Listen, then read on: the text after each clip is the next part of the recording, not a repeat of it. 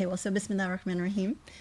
So we wanted to try and be really strict about time because we wanted to finish before iftar in case people have other commitments. So we'll just get started. And so I know this is a real challenge for us to make sure that we can quit. But we've got enough people here to help us stop. So we're not going to do Q&A either if we run out of time. So we'll just So anyway. But anyway, I hope it's so wonderful to see you. We miss being with you in our space, but this is fine. I'm grateful to be able to connect in whatever way possible.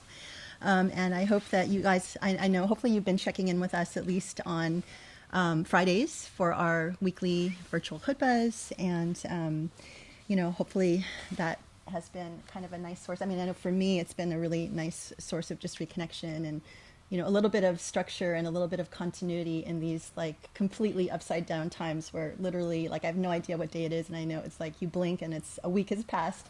Feels like it's always Friday, it's always bedtime, always it's like Groundhog Day where you're just like kind of reliving the same day over and over again. But on a happy note, so big news since last time, Mito turned 15. So Mito is a little deeper into teenage life, but alhamdulillah, so we were able to pull him off the video games for about half an hour and have a cake and, have a little bit of family time. And then we all went back to doing what we normally do. So, but it's been really nice because, we all kind of have our own projects and we're busy doing our own thing, but it's just really nice to all be kind of together under one roof. So it's definitely a huge blessing for the pandemic to have, everyone together. Oh my God, I've been talking without his ears. Okay, well that was the next thing I was gonna say. We should mute it from our side, right? Okay, yeah, that's fine. Oh my God, yes, please.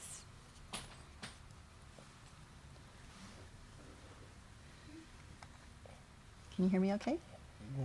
Okay, so that was a demonstration of fasting brain, which I have a really bad case of. So my next thing on my list of things to say is that not as much has changed, unfortunately, on the hearing front, and that the professor still is, where not able to hear except through this little pocket talker. So thank God, well, somebody, so I was starting my talk and like leaving the station without him. So, but alhamdulillah, I mean, I think that people have been able to tell from the khutbahs that it's really impossible to know that there's any difference because they're really, the khutbahs have been extremely powerful. And on that note, we got this really great news that there was someone who had been published an article about Friday congregational prayers live streamed around the world. And then they identified the Usuli Institute and the professor as being the most significant among them. So we were really excited about that. And then also in that same website, it's the Religion and Ethics website, ABC for Australian Broadcasting Channel or Corporation, something like that. They also published a summary of the khutbah from last week for Ramadan, which is really cool. So you guys can check that out online. So, and it was actually, I was really happy that they noted that we had been doing these virtual, khutbahs for a year before the pandemic hit. So that actually, made me very proud. And, we've been covering a lot of ground since then. So alhamdulillah for that. But so, it's always interesting to see how, I guess, people have been adjusting to pandemic mode and, how the world has changed. I mean, for my first month, I definitely was like, maybe not the first month, but for the first couple of weeks, I was just completely obsessed with the news and the counts of how many people have died and, the state of the world. And it was just very intense. And it was getting to the point where I felt like I was always on sort of this fight or flight mode. And it was getting to the point where it was just really not healthy to do that. So I definitely scaled back on my news intake. And then when I sort of started to calm down, then I became very curious about how everything has sort of changed and moved online and how we sort of all very readily accepted this sort of new medium of communication and connecting with people. And I mean, to say it's always, I mean, one of the things that I find the most interesting is just to see like what's in the background of how people live, right? You want to see like what they've got behind them. And it's like been sort of fascinating because sometimes people make a point of sitting in front of their bookcases. And so I always pause it and I like look at the bookcases to see if I recognize any books. And especially if it's someone Islamic, I'm like looking for the professor's books. But but it's sort of fascinating to see like what people have in the background, if they have artwork or furniture or lamps or whatever. And even, I've noticed like rich people set their, the angle so you can see like the expanse of the house behind them, or some people just have like absolutely like nothing, like a blank wall, or obviously some people don't even pay attention to what is in the background. But it's just sort of like interesting because it's like we're all sort of now on the same level playing field, right? We're all just sort of faces on a screen or boxes of faces on a screen. And an interesting example of sort of the impact of this new way of communication is partly I've noticed through even late night comedy. So like before the pandemic, my favorites were Stephen Colbert and then Seth Meyers, and then sometimes Trevor Noah, like in that order. And then they all moved to pandemic mode. So, now they're all at home and they have, different things going on. But, I'm sure that it's affected them in every way aside from sort of like, their studio being home. But I think their writers, I'm sure are affected to a certain point. And it's hard to tell a joke and have to kind of wait for that gap of time when people are supposed to be laughing and how you handle that. So all of those things kind of add up. And I noticed that since pandemic mode, my preferences have actually changed. So my number one is Seth Meyers, and then a close second would be kind of Colbert and Trevor Noah tied. But it's hard for me to say which one I prefer. And the reason is because I've found that like Seth Meyers, his content is better. So I don't know if he's writing his own material or other, or maybe his best writers are writing his material. And also his delivery is much better. It's like faster, and he's not as fazed by that gap of silence. And so, and noticeably, it makes a difference. Trevor Noah, who I always thought was very sort of like popularized and kind of like gross at times, like very sexualized in his content.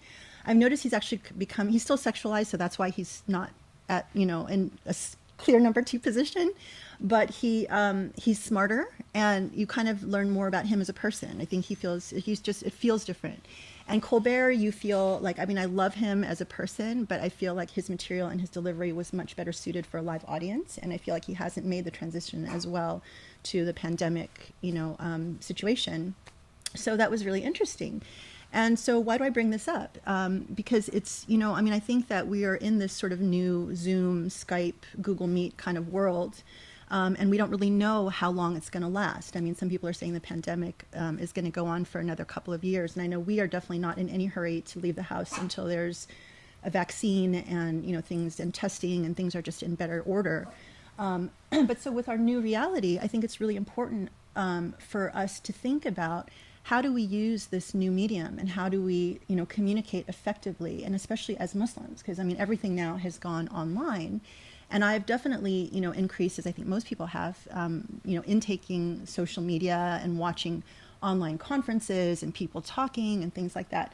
And, it's like most of the time I'm just very like click around, it has to capture your attention. And so it's got me thinking about, okay, well, what really does make a difference? Assalamu alaikum. And yeah, please silence your thingy. And, maybe it's because I'm a little bit of a marketer by training too, but, it's like I feel like, we have to start thinking out of the box, especially as Muslims. Hang on one second. So I'm going to just adjust this a little bit. Okay, I can't adjust the screen, but anyway, all right, I'm going to leave that as that. So, and naturally I've been thinking about, what does this mean in terms of what we are doing at Usuli, and how do we make our content, and our delivery and all of that more interesting and more attention grabbing. For all of the things literally that I have watched, the thing that there's literally been one thing that I've watched from start to finish, and it was good enough that I actually watched it over and over again at different points. And it was a conversation that was hosted by CARE for young Muslims. And it was a conversation between Linda Sarsour and Zahra Bilou, who is the executive director of the San Francisco Bay Area chapter. And they were talking about racism and COVID-19. So this was on April 21st. If you're interested in seeing that conversation, you could find it, I'm sure, definitely on their Facebook page. It's there. And it was supposed to be geared for a younger audience, but I was really like captivated and drawn in. And I recognized thinking about it, it's because these two women are extremely knowledgeable and extremely experienced, but they're also very good speakers. The things that they were talking about were really like true to the reality on the ground and what was going on. It was smart, it was riveting. They were bringing up really important things to think about. And so they were trying to definitely advise like a younger audience how to operate in this world, and how to kind of stand up for justice and organize for causes and things like that. But I felt that it was just such valuable content that I was riveted. And it didn't matter. Like, actually, Zahra's background was like complete nothing. She was like sitting in front of a wall. I think maybe one was like slightly a different color than the other. And then Linda Sarsour, I think, was sitting maybe in her kitchen or something like that. So there was nothing remarkable about their background. And it just didn't matter because the content was so good and the delivery was so good. And in contrast, I've definitely seen a lot of people who are online, and it just feels like they're just happy to be recorded, and they're just happy to be there and ramble and kind of say whatever they feel like saying. And you can only really stand so much of that. It's almost like they're not really thinking about their audience, or they're not thinking that the people that are watching them might be very intelligent and very engaged, or want to be engaged. And so it just doesn't capture your attention. So I take a lot of that into consideration, like when I'm also preparing for my talks. Like it's really important to me. I mean, one of the things that is very painful that I do is I make a point to watch back like my talks. And it's like you hate hearing yourself speak, you hate like kind of seeing yourself talk, but it's extremely instructive for seeing how you present yourself and what people are seeing when they're listening to you, and you can definitely improve by that exercise. And I spend a lot of time thinking and preparing about my talks, thinking about what I want to say, trying to think about things that might be thought-provoking or different. And I usually stay up really late the night before, like writing everything out and preparing. And maybe other people don't really need to do that, but I feel like I'm not really comfortable unless I've sort of laid everything out and I know what I want to talk about and have things that come to my mind, so I'm not just sort of on screen going which I see, unfortunately, a lot of people do. And I just, just food for thought, I am, often thinking about how can we as Muslims make a difference, right? I mean, because how can we stand out? And especially, I think that if you are doing anything Islamic, by definition, you are working on God's behalf. And that work deserves your best effort and your best preparation. And I think it's a way for us as Muslims to stand out. Why should our talks not be the most intelligent, the most thought-provoking, the most interesting, the most spiritually profound? And I mean, I know that it's not just Muslims that get on and start, like rambling or whatever, it's everybody. But this is an opportunity for us to kind of think about, how can we be better? And, maybe it's a way that we can make a difference. And along those lines, I started thinking about, well, okay, so what does make things more interesting, especially in an online vehicle? And I think one of the really powerful things, especially for Muslims, is storytelling. And I mean, storytelling has always been, of course, a very powerful tool in any medium. But when we are all sort of flat-screened, it's especially important. And, an example of that is yesterday, the professor gave an incredible khutbah. It was one of our longest khutbahs. It was actually like an hour and 11 minutes, but it didn't feel like that because he spent the first khutbah telling us a story.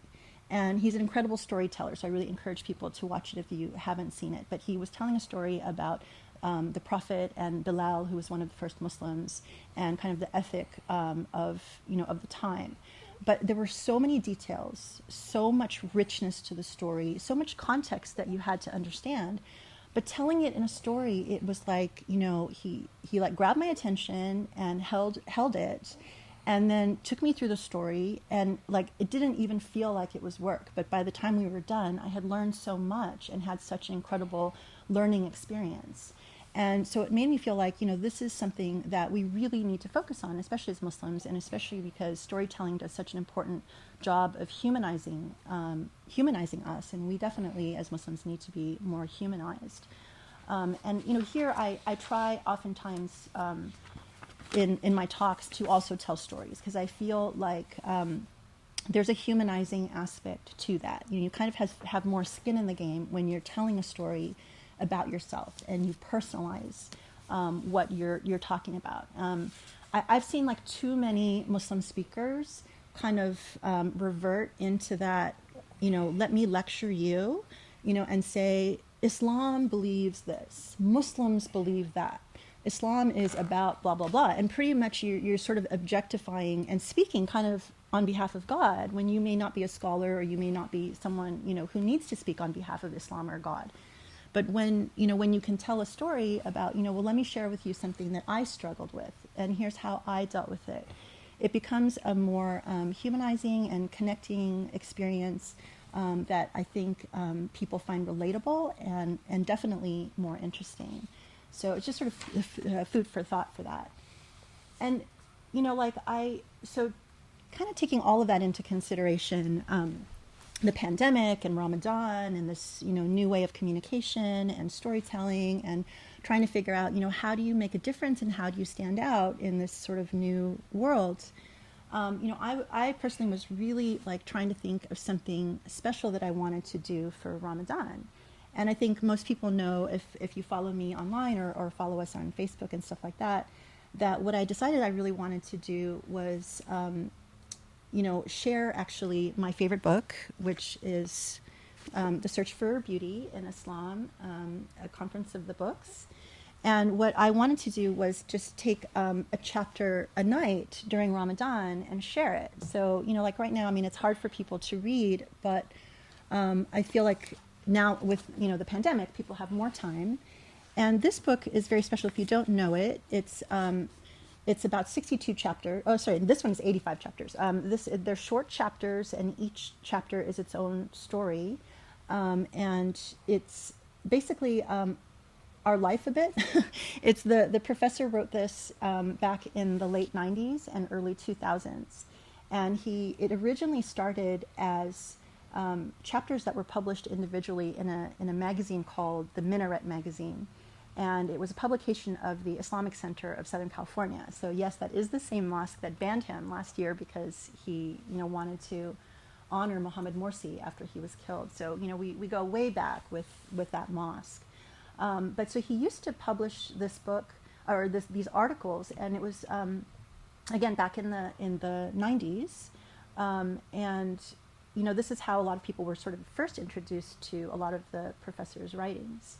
And I've mentioned this book a lot before, but it really takes place in our library at the Usuli Institute, right? So that's our private library with probably like 1 million books. The number is actually a mystery because we don't really know, but it's the premise is that the professor would retreat at night into the library and have these conversations with with Islamic jurists from our past, and the idea that each book is a jurist that's preserved in time, and he would engage the different jurists on whatever problem was at hand. But it was a really powerful way to storytell and teach us about our tradition and introduce us to our scholars and engage in the way that a jurist thinks about beauty and God and seeking the divine and how to solve problems that confront us in our modern life.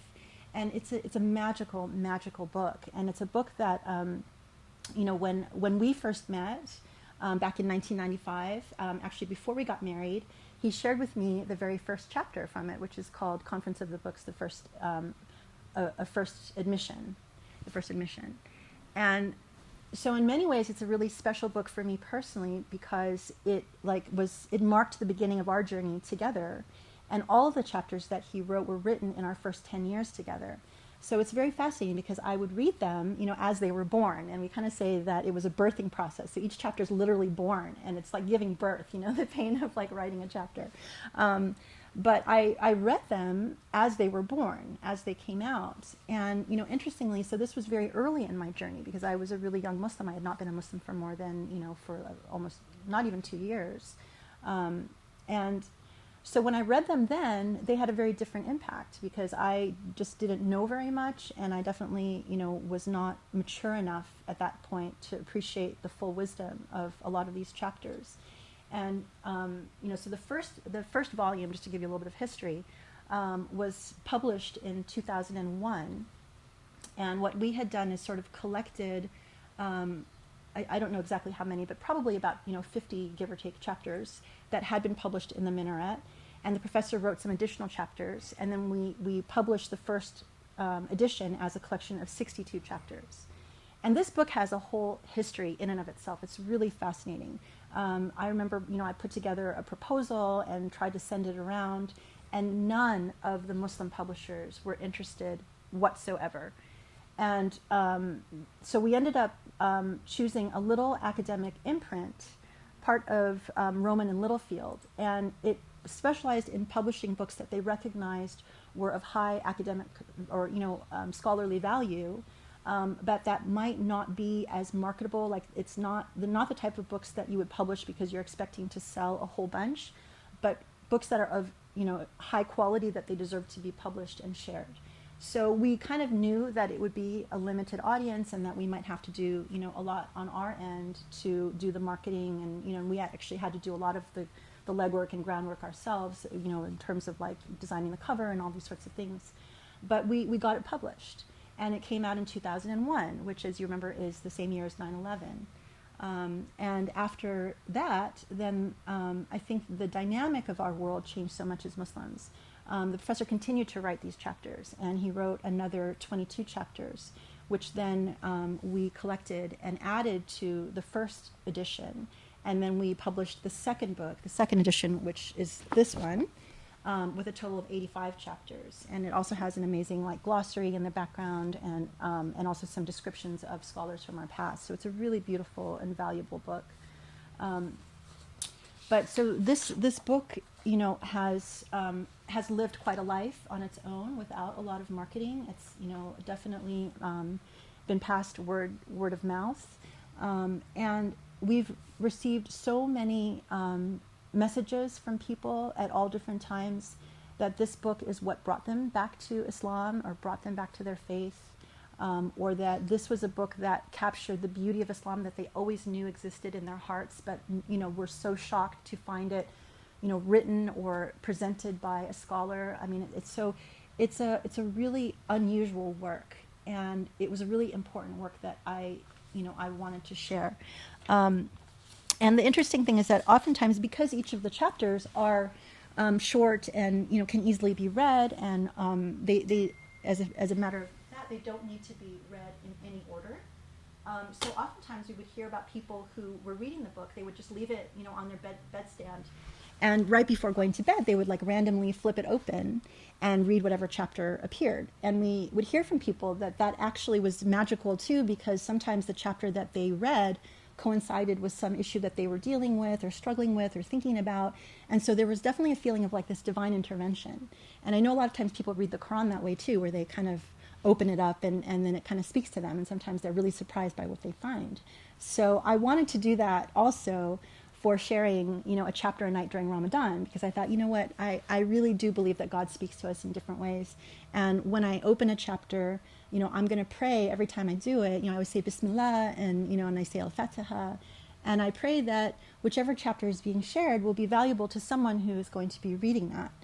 And it's been a really incredible experience. I mean, I try not to second guess it too. There have been times where I flip it and I go, really, this one? And then I'm like, oh no, maybe I should flip it again. I don't really, and no. We have to trust the process, because obviously God picked this one for a certain reason. And subhanAllah, so now we are on, tonight will be the 10th chapter that we have shared. And so I just wanted to kind of give a little bit, tell a little bit more, a few more stories, I guess, about this. So I've shared with you now a little bit of the history of the book. I think the thing that is also the most striking to me is that even though these chapters were written in the 90s and early 2000s, when I read them now, it's been, almost 15, 20 years since I read this book. And life was so quick before, I mean, was so fast before the pandemic. I would always see the book and I'd be like, oh, I really need to read it again. And I just never did because it was just, I was always, too occupied with other things. And so I'm really grateful for the pandemic and Ramadan as a chance to reread these chapters. And it's like reading them, for the first time. Because I now, so many years have passed. I've learned a lot more. Alhamdulillah, I think I've matured. I recognize that the wisdom that I'm reading is just mind-blowing. So I just wanted to share just a couple of things. I mean, when I post them on Facebook, what I do is, we have a website called Search for Beauty, and there's a page there that's dedicated to this book in particular. So if you go to like the searchforbeauty.org and you go to the right-hand nav, there's a section called books, and when you click on books, then there's a list of different books, and you can click on Search for Beauty, and you land on a page that has the table of contents of all the chapters. And you'll see that there are certain chapters that have open links. So if you click on them, they'll take you to the full chapter.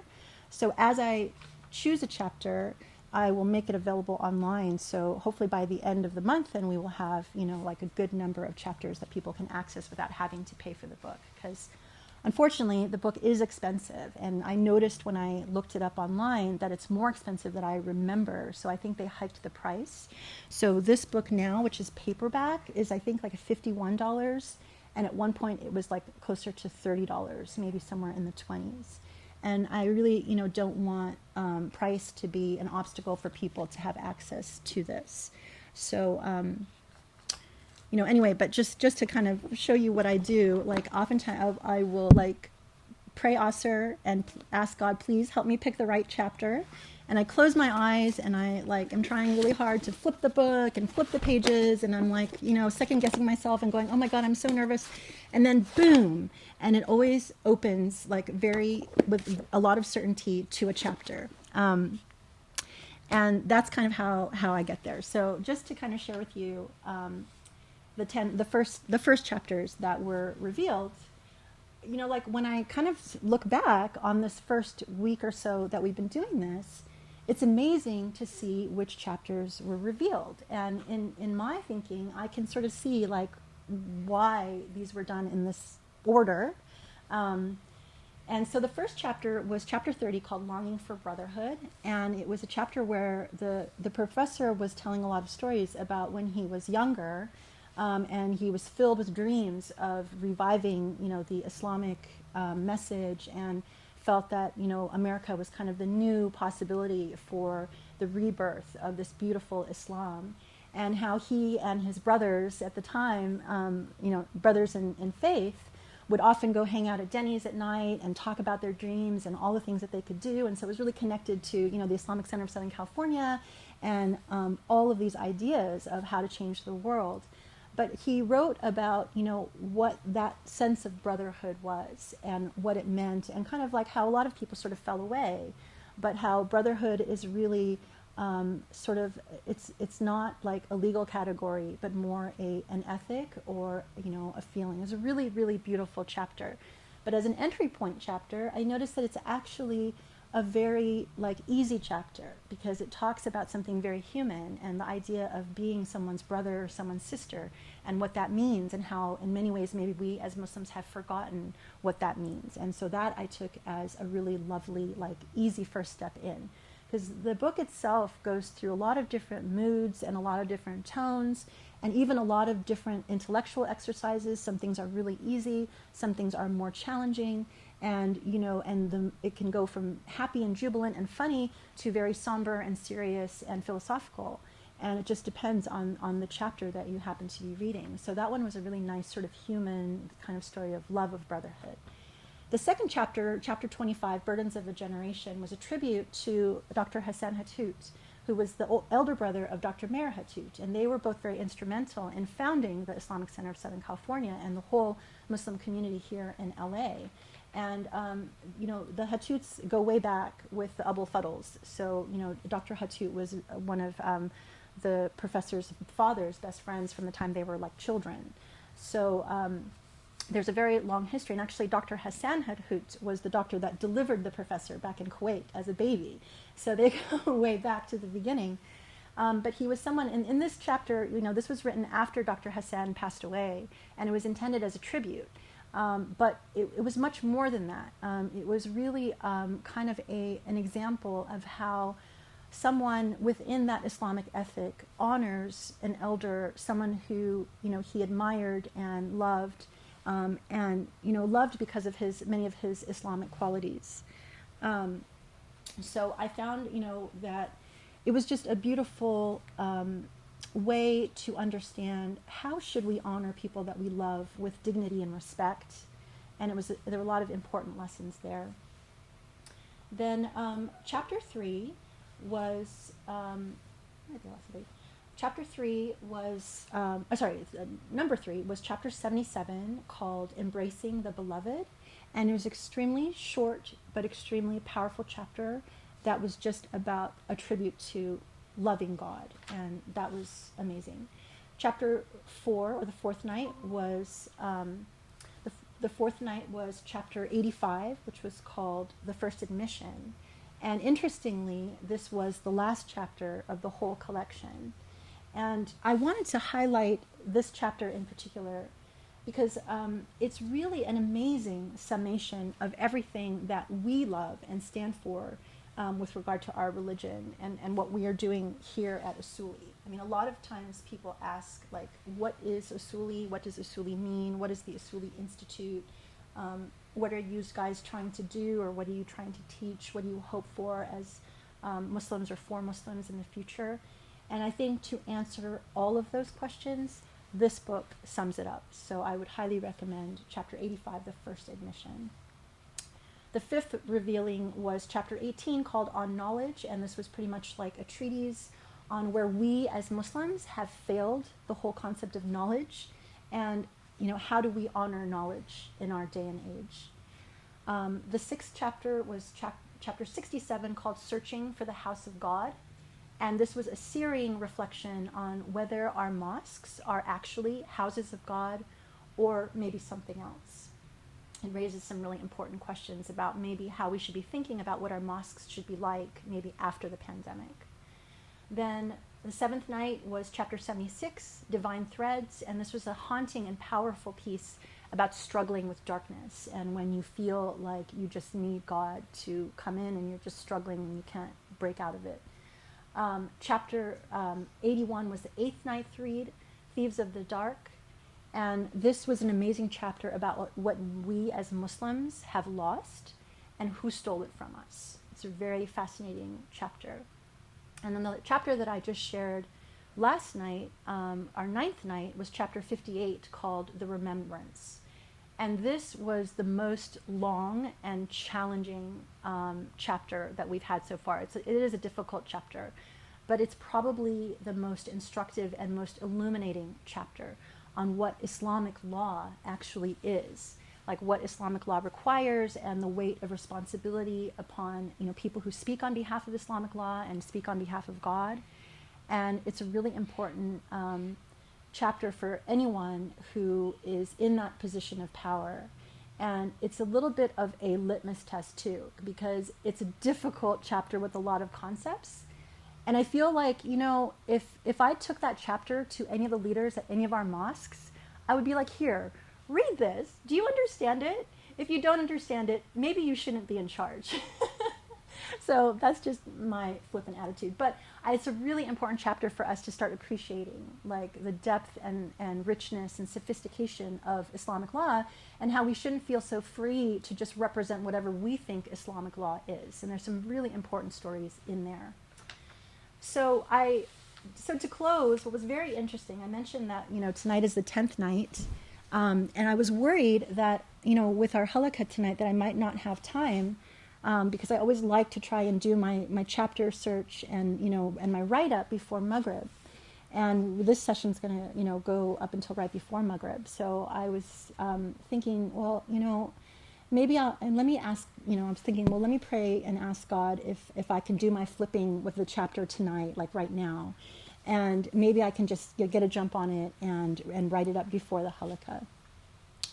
So I did my Bismillah ar-Rahman ar-Rahim and my flipping of the book, and I flipped it open, and subhanallah, I was shocked with what came out. And so I'm gonna read you. I wrote this because I was just so touched. So this is my last chapter, because again, as I said, I write out everything I want to say in the Halaqa. So this is my last closing paragraph. So it says, it's about 6:30 in the morning as I write this. I'm worried that I will not have time to do the chapter reveal for later today, since we are going to have the Halaqa this afternoon, and we're going to try to keep it short. I'm already over with 7 pages of notes for my talk. Most talks never go past 6 pages, and that usually takes me about 30 minutes of speaking. I ask God if I can do my flipping for day 10, and if God would bless it. I begin flipping the book and the pages as usual and recite Al-Fatiha and Bismillah several times. I open to the page, and it opens with certainty to chapter 28, the search for beauty, the essence of everything. It's a divine sign. I read it and find everything encapsulated in basically 2 pages. Alhamdulillah, this is a most blessed sign of love, and I am so grateful.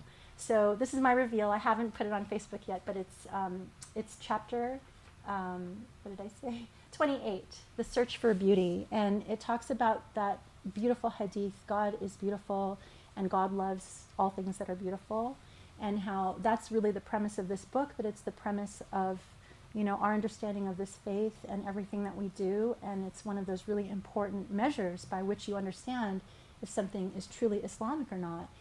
Is it beautiful? Because when you are searching for the divine, you are searching for God. And if you're on the path of the divine, then you're on the path of beauty. So by definition, nothing that's ugly can be a route to God or represent God in any way. So that's it. So that's our first 10 nights of chapters. And if you haven't joined, I feel free to jump on at any time. It's never too late, and it'll be up anyway. But hopefully, it'll be really interesting to see what other chapters come between now and the end of Ramadan. So that's all I want to say. So thank you so much for joining us, and I'm going to turn it over. Oh no, actually what we decided is, because we started this before Asr hit, so we're going to take a really quick break now to pray Asr, and then we'll come back, and then we will finish inshallah at 7. So that's the plan, okay? So we'll be back in just a little bit, inshallah. So I just wanted to say one last thing before we transition over to the professor. I wanted to thank, there are a lot of people who have donated, especially during Ramadan, and I just wanted to apologize because I have not been very good about sending acknowledgement or thank you letters as I should, but I just bought a new donor management software, so I'm going to figure it out so then I can do it with a touch of a button, but it's still going to take me a little bit to figure it out. But I just wanted to say, to give a verbal thank you, because it means so much. I know when people send money and donate, and it means so much to us. And to be honest, I haven't really made it a priority to ask people to give, especially during, it's going to be Giving Tuesday, this Tuesday, and all of that. But I just feel like there's so many more important causes and so many more people that are suffering in the world that, we would love to have, funds to develop some intellectual programs and all of that. But there are people who can't even feed themselves or don't have shelter. So, I really encourage, even on my Facebook page, for people to donate to orphans. There's a Syrian orphan group that we regularly give to, and you can find that on my page. But in all cases, but thank you anyway. We are so grateful for all of the donations that people have given, and and may Allah reward and bless you and elevate you, and and multiply those blessings, especially because it's so hard for people to believe in donating to intellectual causes. So that makes you super special already. But we're very grateful. And then the last thing I just want to say about the chapters is these 10 chapters that were first revealed, if you do nothing, then read these 10 chapters. That can totally transform your understanding and love for this religion and faith in this religion. And so I really encourage, it's not a hard thing to do. They're not really long chapters, but these are super powered chapters that will touch your heart in surprising ways. So just wanted to say that's worth investing your Ramadan time in. And except for that last chapter, 58, that one really, you need to be careful of fasting brain. That's hard. It's hard for a normal brain. So fasting brain is going to have some difficulty, special difficulty with it. But the other ones are gentle and they're definitely powerful and worth reading. So that's it. And I think the professor's going to come in. So we're just going to shift the cameras and everything a little bit and then we'll get started again. بسم الله الرحمن الرحيم. سورة الفجر.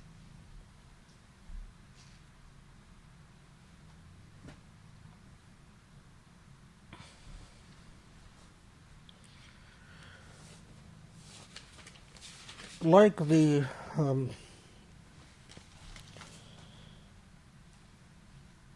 like a lot of the surah revealed in Mecca, the early surah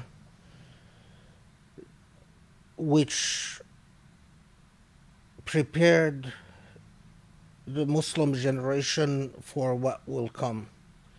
It is important to understand each surah in its place. And the earliest revelation, all the surah of the earliest revelation are foundational surah in that they are creating the building blocks for what will follow. They are prepping the human being who will be persecuted, who will migrate in the hijrah from Mecca to Medina, who will create a state in Medina that will anchor the Islamic message, which will then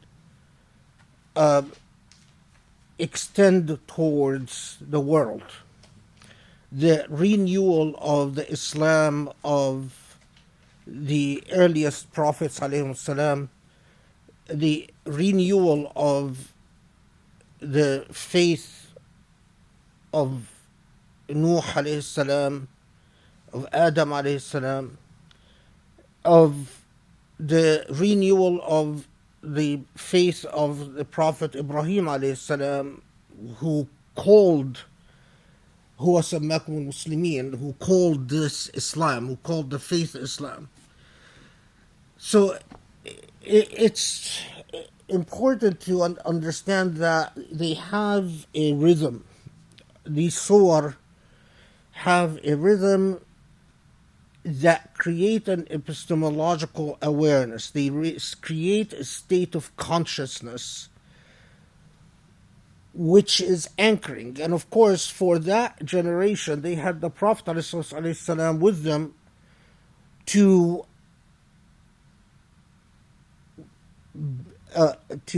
help that generation create the consciousness that is necessary for the foundation of Islam.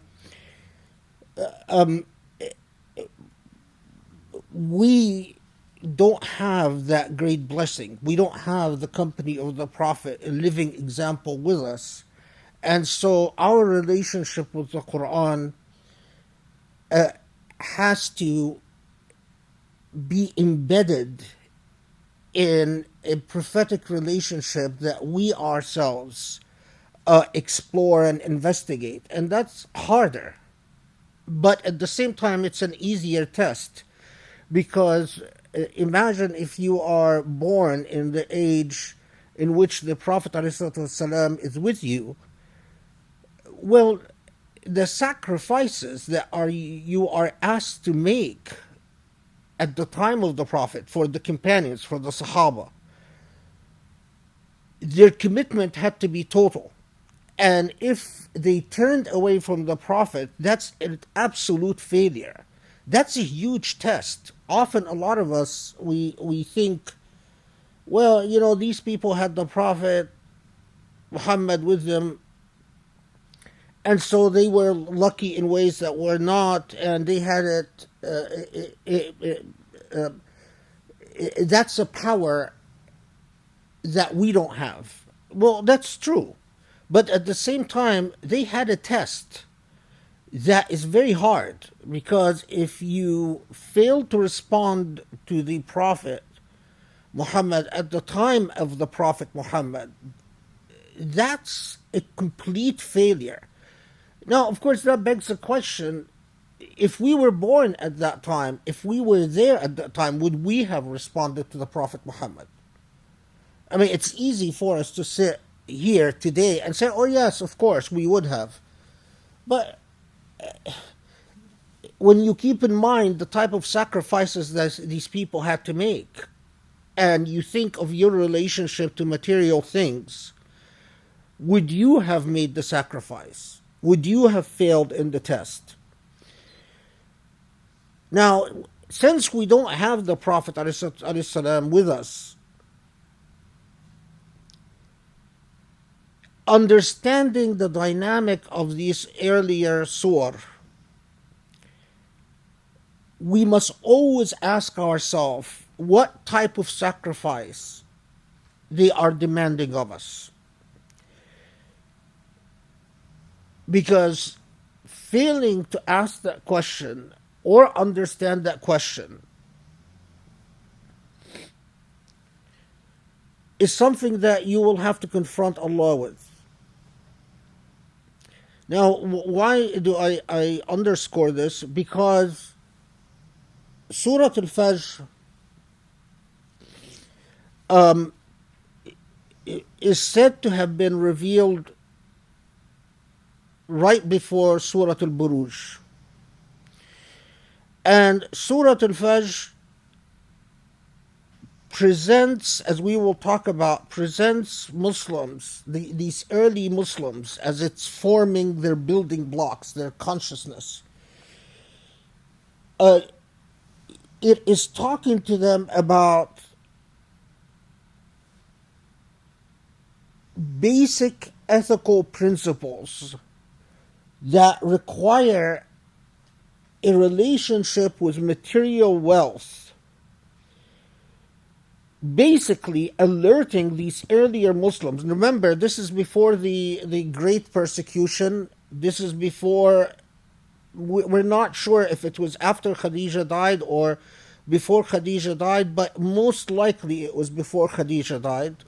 Most likely Khadija was alive at the time.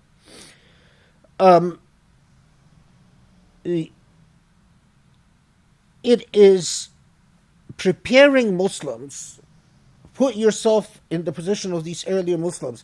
It is preparing them for what will come, what they don't know will come. And what will come is that there's going to be an economic boycott by Mecca. There's going to be huge financial sacrifices. Surah Al-Buruj, which we inshallah will come, we haven't done a tafsir of Surah Al-Buruj yet, is preparing Muslims for physical persecution and torture.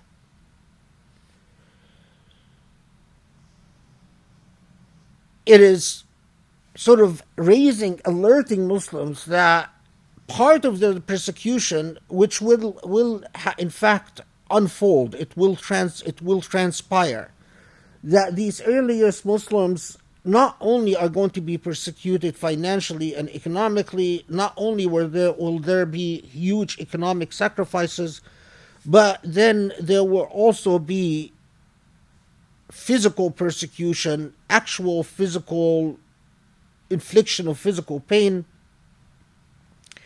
And then ultimately these surah are prepping that generation that is going to be asked by God to migrate from their homeland in Mecca to Medina. Now, for Muslims after the first generations, understanding that these surah are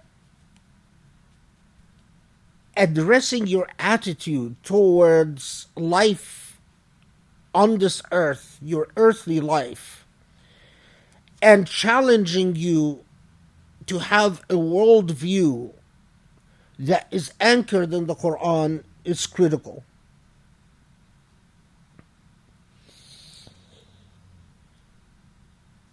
In this context,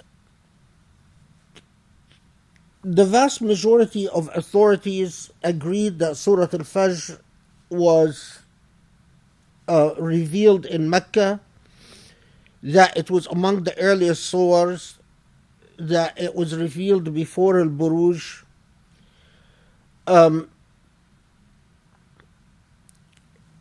Interestingly enough, there is I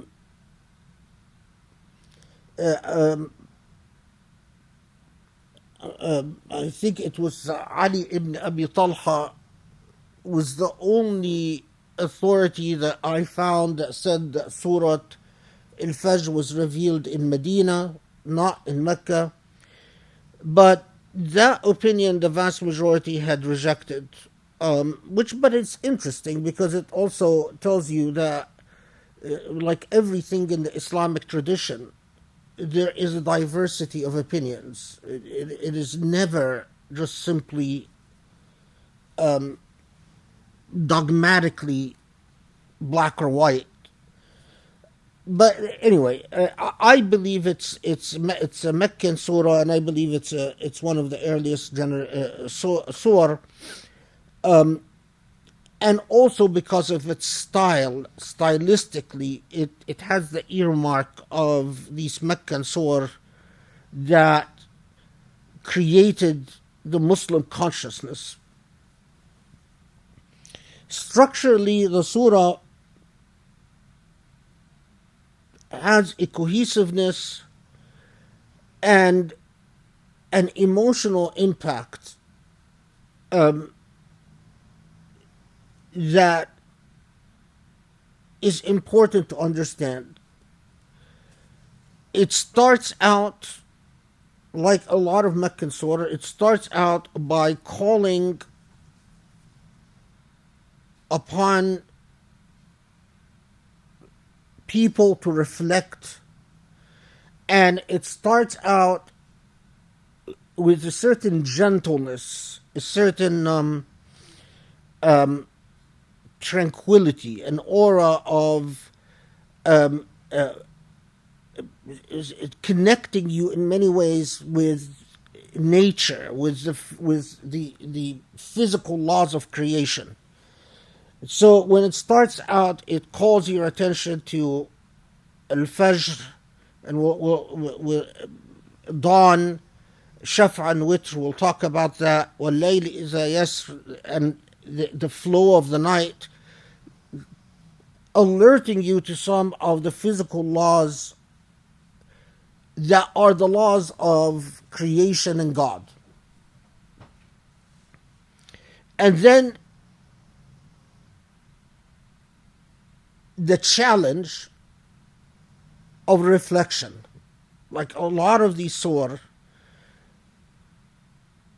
reminding you of some basic building blocks of nature, then a challenge addressed to those who reason, or to those who have an intellect, or those who have a conscience, or those who have an awareness. So it's like saying, do you use what Allah gave you,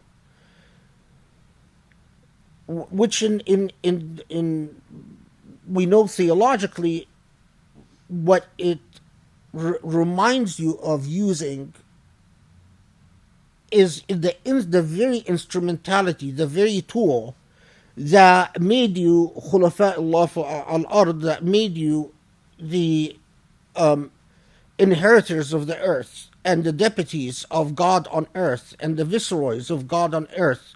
In other words, what made you competent to accept that role as agents on this earth.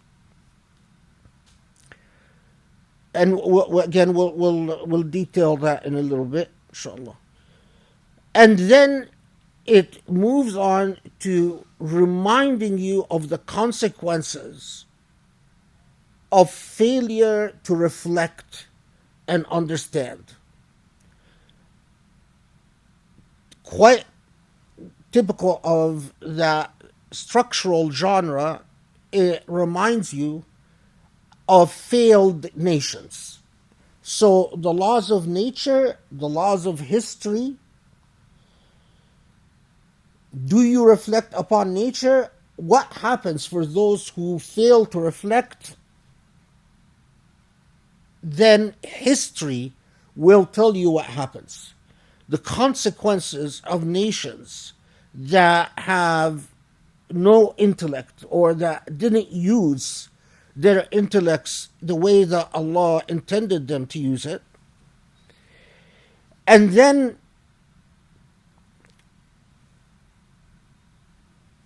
from that,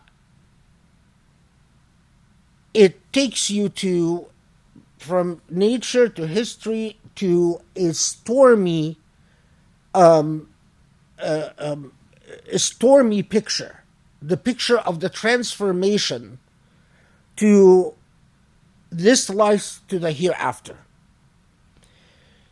And quite, again, within this structural setting, the transformation is the imagery of entire creation being torn down.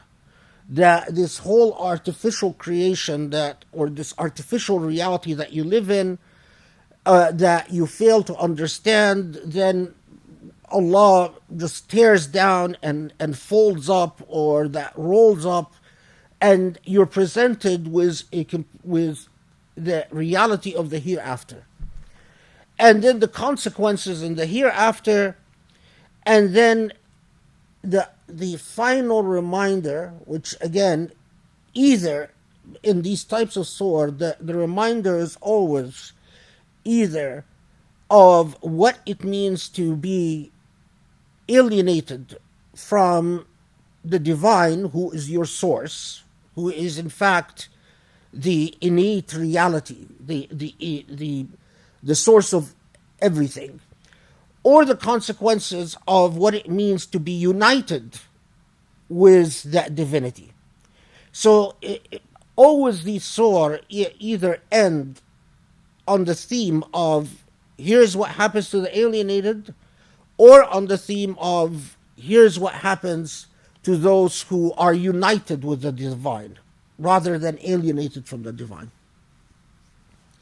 So that structure, in fact, if you memorize the shorter surahs, remembering the structural elements in surahs often helps people memorize it, because they know that there will be a call for nature, then the reflection, then a reference to the past and the consequences of history, then the unfolding or the destruction of reality, the consequences, and the resolution.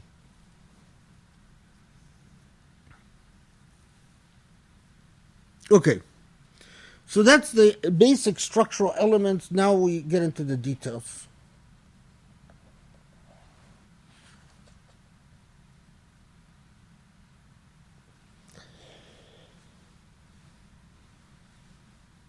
Allah swears in this surah the oath that Allah, the qasam, that Allah alerts us to. And remember that when Allah swears by something, all these oaths that Allah takes when Allah says uqsim or la uqsim walladhi, which is again a form of swearing, it is always because Allah wants to alert us to certain things. Allah doesn't swear by something because they are of great significance to Allah, but Allah swears by something because they are of great significance, or should be of great significance, to us. It is Allah alerting us to the importance of reflection on these elements. There's there's a interesting theological debate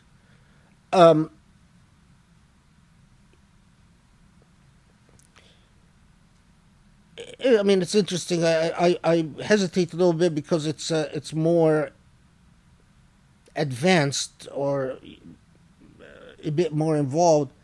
But the theological debate is, well, if the Quran was revealed to a people other than the people of Mecca, would Allah have sworn by different things than what Allah swore by?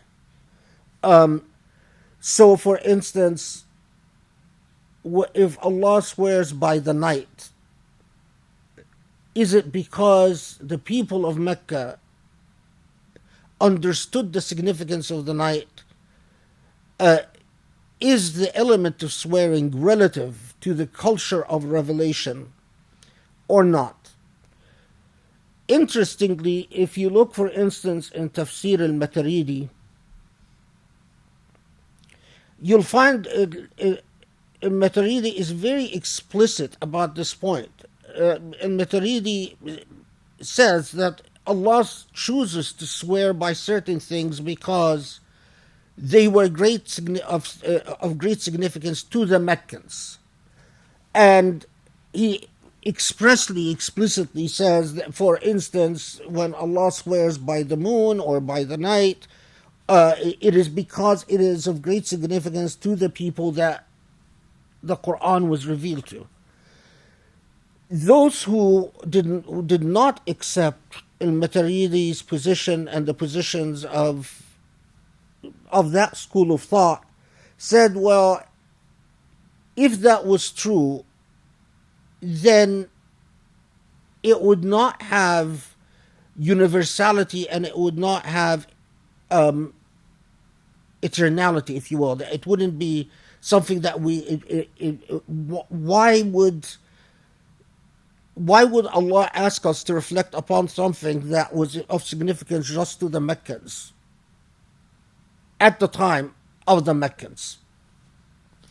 It's an interesting debate. I mean, I tend to believe that when Allah swears by something, it's because of great significance to humanity forever.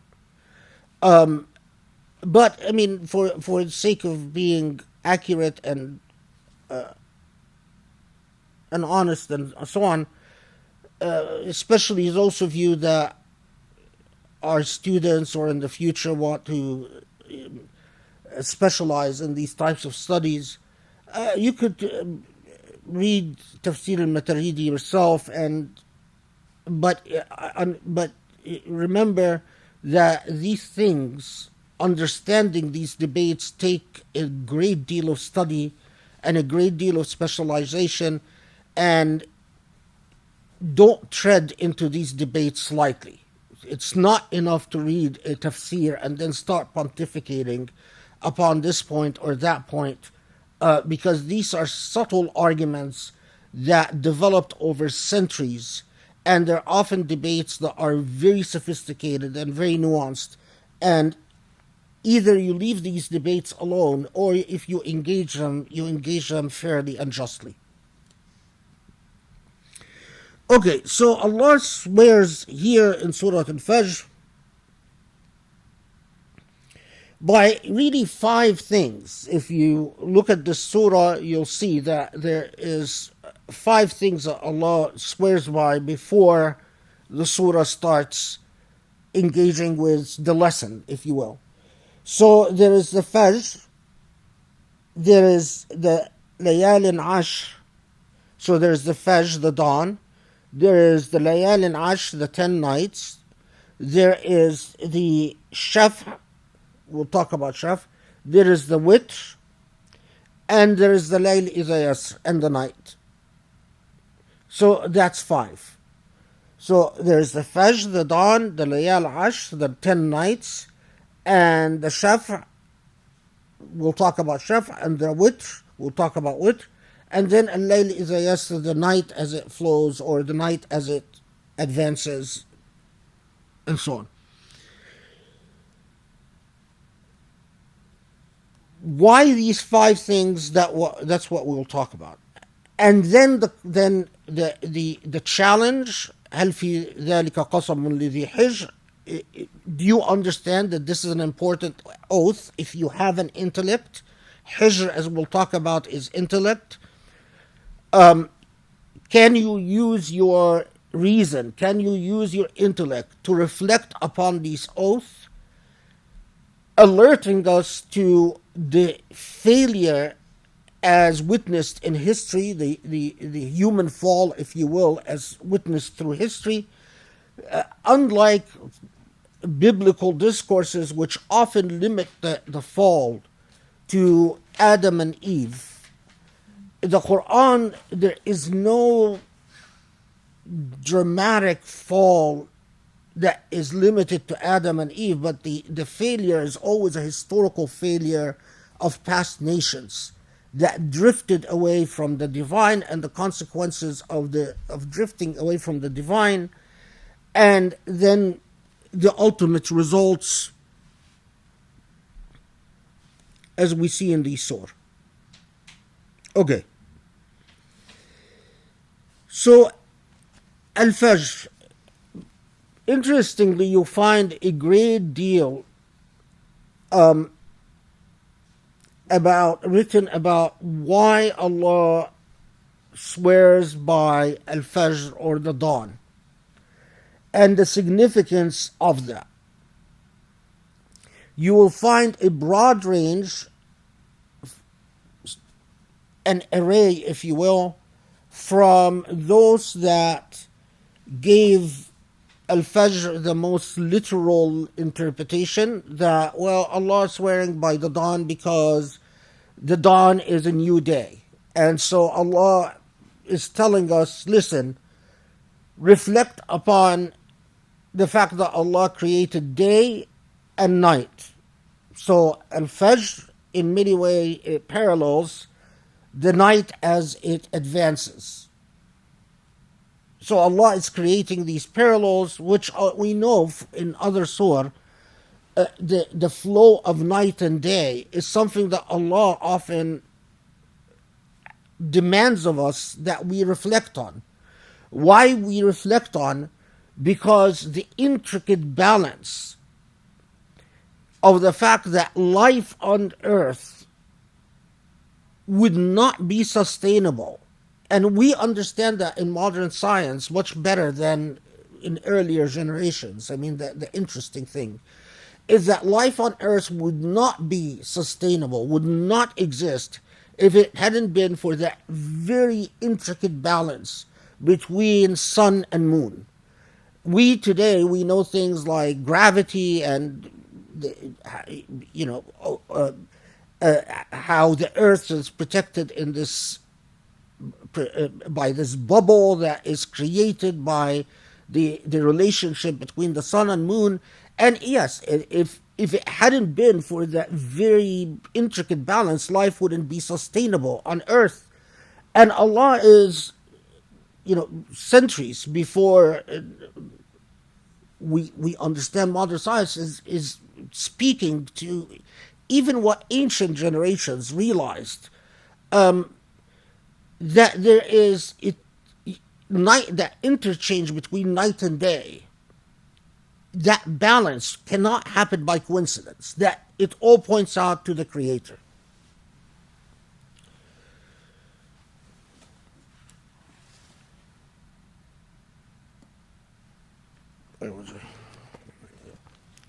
Okay, so this is, if you will, the most straightforward understanding of why Allah refers to Al-Fajr. If you will, is Zahiri. That's the literalist. Because Allah refers to the night, Allah refers to Al-Fajr, to the break of the day. From that, you do find a great deal of other discussions. If you take the other side of the spectrum, to just give you an idea of that spectrum. So here's, for instance, what Jilani says about Al-Fajr. والفجر أي وحق انفلاق صبح السعادة المتنفس بأنفاس الرحمانية المتلألئ من سماء العماء وأفق عالم الأعلى اللاهوتي. So if you understood any of the Arabic, what Jilani is talking about is that the reference to Al-Fajr is not a reference to the dawn that we know in physical reality, but is a reference to opening your eyes spiritually. That Allah is saying, for all of you, and this is a very common theme in these types of tafsir, that humanity is blind. You were born with a fitrah. That fitrah could render you seeing, but you blind yourself. You blind yourself by the things we will talk about. When Allah references Al-Fajr, when Allah talks about dawn, Allah is referencing to that very first moment where you open your eyes and you witness the divine before your death in your lifetime. So, which, as they say, that it's not necessarily the case that every human being who lives and dies will have a Fajr. There are many human beings who will go through life and never experience a dawn because they'll never open their eyes. There will never be a moment for them where the divine, the luminous enlightenments of the divine, the beauty of the divine will never open up to them, and they will have their eyes closed and remain blind. Now, between this range, between the literalist, the Zahiri, and the most symbolic, metaphorical, there is a great deal of variety. So, for instance, some of the interesting discussions that in desert Arabs, they used to know, or they have something that they recognize in nature, because we don't live connected to nature anymore. It's something that I think is alien to us. That they have something called al-Fajr al-Kazib, a false Fajr, and al-Fajr al-Sadiq, the real Fajr. And al-Fajr al-Kazib, it doesn't refer to a spiritual state. It refers to actually something in nature. That apparently there is a light that appears that in the skies, in the heavens, that give you a sense of a false Fajr, that dawn is here, but it's actually a false light. It's an illusion from the moon. And in books of fiqh, you find these discussions in which they warn people, don't think that Fajr prayer has started. Make sure that you are seeing not al-Fajr al-Kazib, not the false Fajr, but the real Fajr. So that if you see a light and it's vertical and it has certain characteristics that they always describe in books of fiqh, that's a false Fajr. So if you're fasting, don't think that the Fajr has come. Now, of course, would we be able, have any of us looked at the sky long enough to witness a false Fajr from a real Fajr? I definitely haven't. It requires a relationship with nature that is, I think, missing for so much of modern human beings.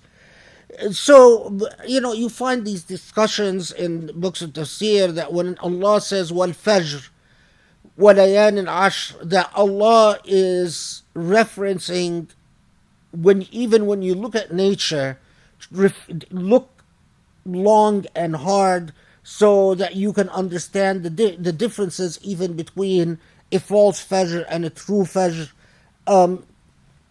Really interesting points. So if you look, for instance, in Tafsir al-Mawardi, he lists 4 or 5 different meanings for the word wal-Fajr.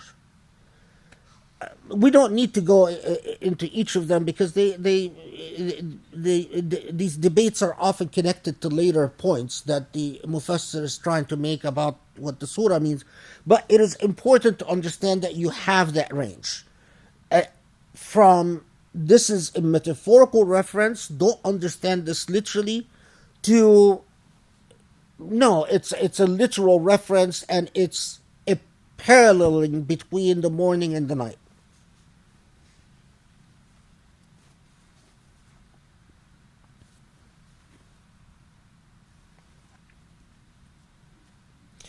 Okay, so then I just want to make sure I didn't forget anything. Oh yeah, okay. In that range I was talking about, you'll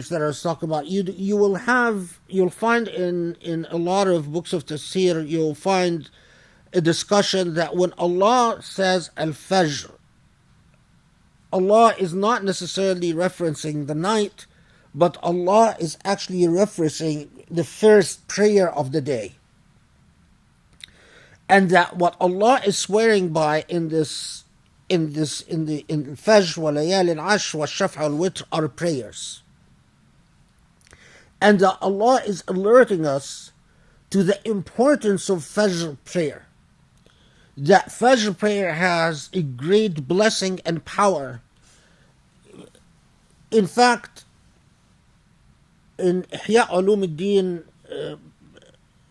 of course by Al-Ghazali, and this is not unusual, and also Ibn Qayyim in several of his works, he'll tell you that the blessing of Fajr prayer is such that those who don't perform Fajr prayer will proceed the rest of the day in the company of shayateen, in the company of fitan, in the company of but that the anchoring point for a Muslim is that first prayer of the day, Fajr prayer. Of course, for modern people, it again strikes our ears because we are so westernized and so colonized. It strikes our ears as odd that relationship with the balance and the music of the day, that the day starts with Fajr prayer and ends with Isha prayer. Modern human beings, though, are not synced with the time clock, with sacred time, which I've talked about before, in that fashion. And so this often, is a particular prayer so important that Allah would swear by. You will find a great deal written in Tafsir about the why Allah swears by Fajr in particular, and the importance of connecting with Allah in the first prayer of the day. Which is interesting because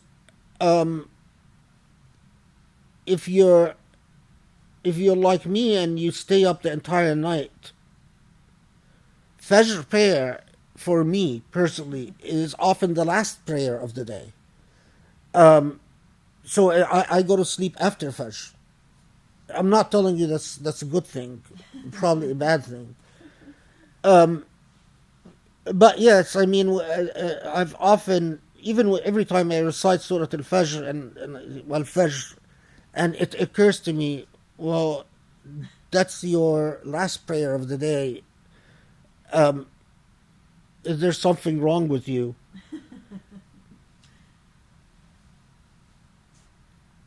I mean, let's put it this way: if I stayed up the entire night partying and doing haram, then I would be deeply troubled by that. But since I stay up the entire night not doing haram, alhamdulillah,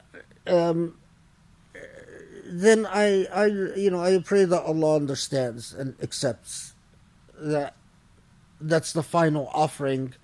And it's I say good morning before I sleep to Allah. I say my good morning and Fajr prayer and then go to sleep.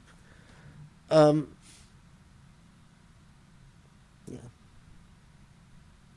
Okay. So I think we finished the range on Al Fajr. I get several people have written me saying you refer to layers of tafsir. Can you tell us the source where you find these? Can you give us the source where that lays out these layers? And my answer is that when I speak of layers, I am speaking of reading a great deal of corpus, a great deal of the body of the tafsir literature, integrating it for you, and saying, without, you won't find a single source that tells you here's layer 1, here's layer 2, here's layer 3, here's layer 4. There is no such single source.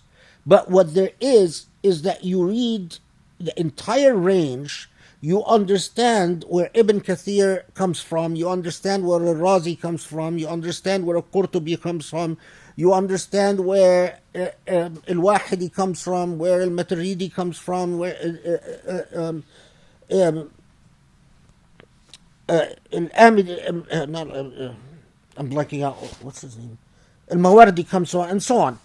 And then you, as the teacher, then you integrate this material and you say, here are the different ways that people understood it.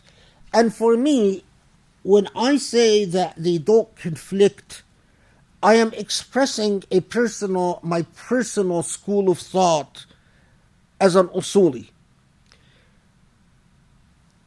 Are there people in the tradition that believe that there is no way you can reconcile between understanding Al-Fajr metaphorically and understanding Al-Fajr literally?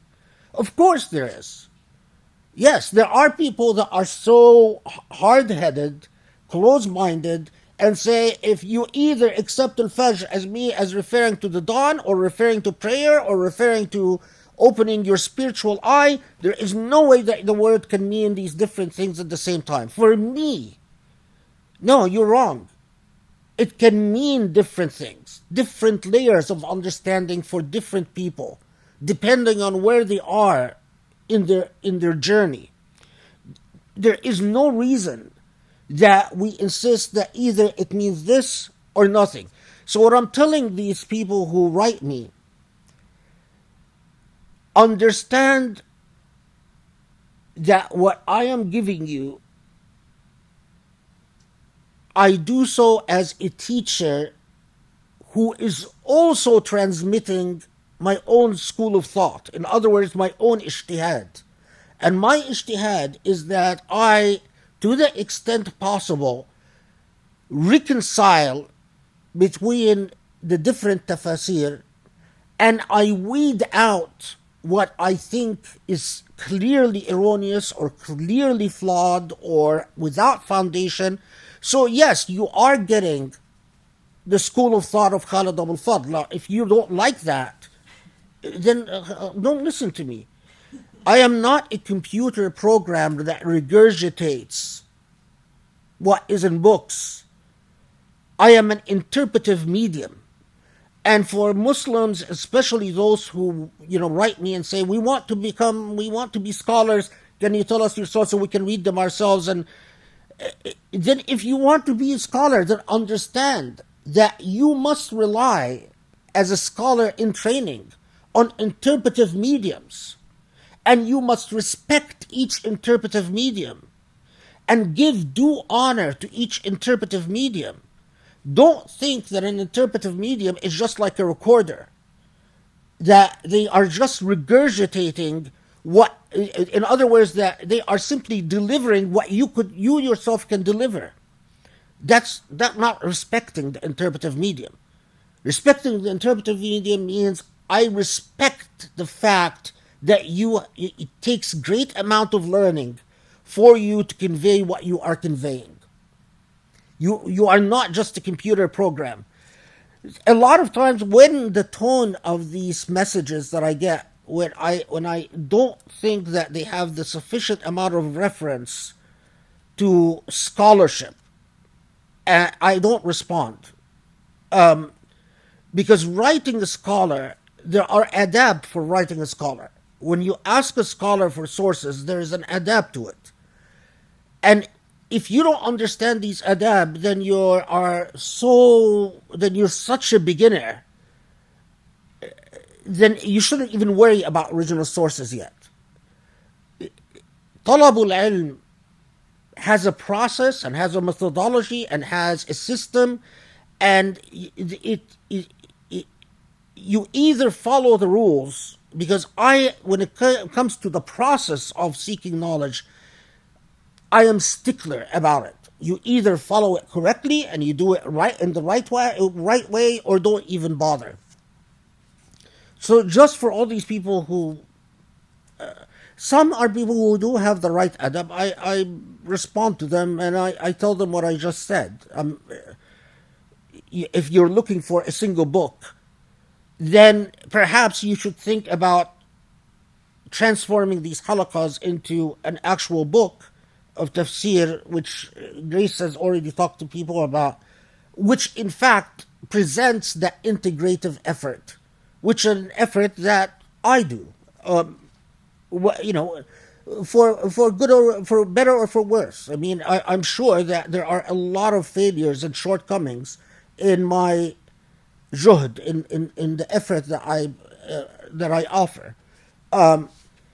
And I'm sure there will be a lot of things that I've missed and a lot of things, but I'm also sure that there are a lot of things that I offer. It's never black and white. Each scholar does what they can, and you appreciate you're grateful for whatever you learn from them, and you hopefully forgive their failures and their shortcomings. Or that's at least what you should do. Okay.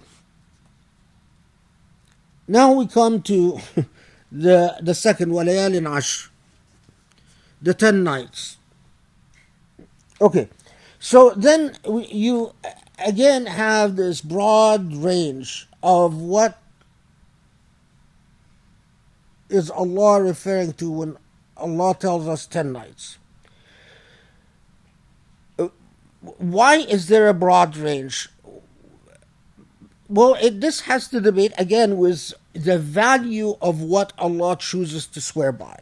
Some Mufassirun said, well, listen, if Allah swears by 10 nights, it has to be something of significance so important that it's of significance to the entire Abrahamic tradition.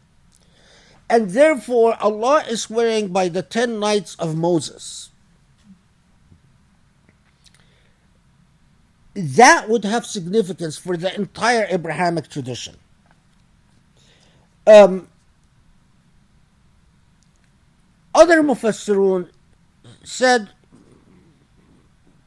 well, it doesn't have to be the 10 nights of Moses, and especially had a problem with the chain of transmission and isnad for those who said that it's the 10 nights of Moses.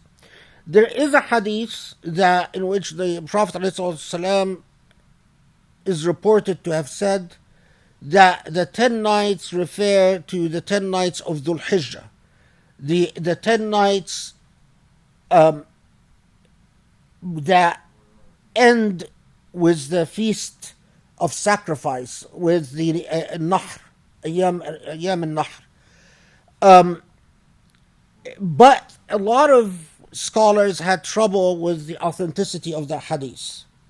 And so when you see some people say, well, there's an opinion that it refers to the 10 nights of Hajj, which end with the Feast of Sacrifice. And then you find that other scholars said, no, it's not necessarily the 10 nights of Dhul Hijjah.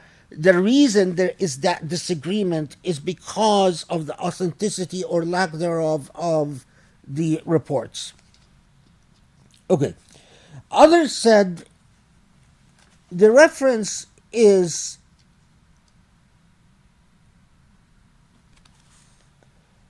the 10 nights, not to Dhul Hijjah necessarily, but to the first 10 nights of the new Islamic year. And that's the months of Muharram. We know that the Meccans, the Arabs, sanctified the first months of the year, the months of Muharram, and especially the first 10 nights, Al-Ashr al-Awa'il min Shahr Muharram. And that these first 10 nights were in which the shedding of bloodshed was strictly forbidden, and it was considered a great dishonor to shed blood in the first months of the year, but especially a great, great dishonor to shed blood in the first 10 days of the first months of the year, that was a practice embraced by Islam from its Arab Meccan context. Sadly, later generation of Muslims after colonialism lost that relationship with the months of Muharram. So you often find among Muslims today, they have no clue that it's a greater sin to shed blood or have enmity or have fights or have arguments or have khisam and shigar, fighting in the months of Muharram. And especially the first 10 days of Muharram.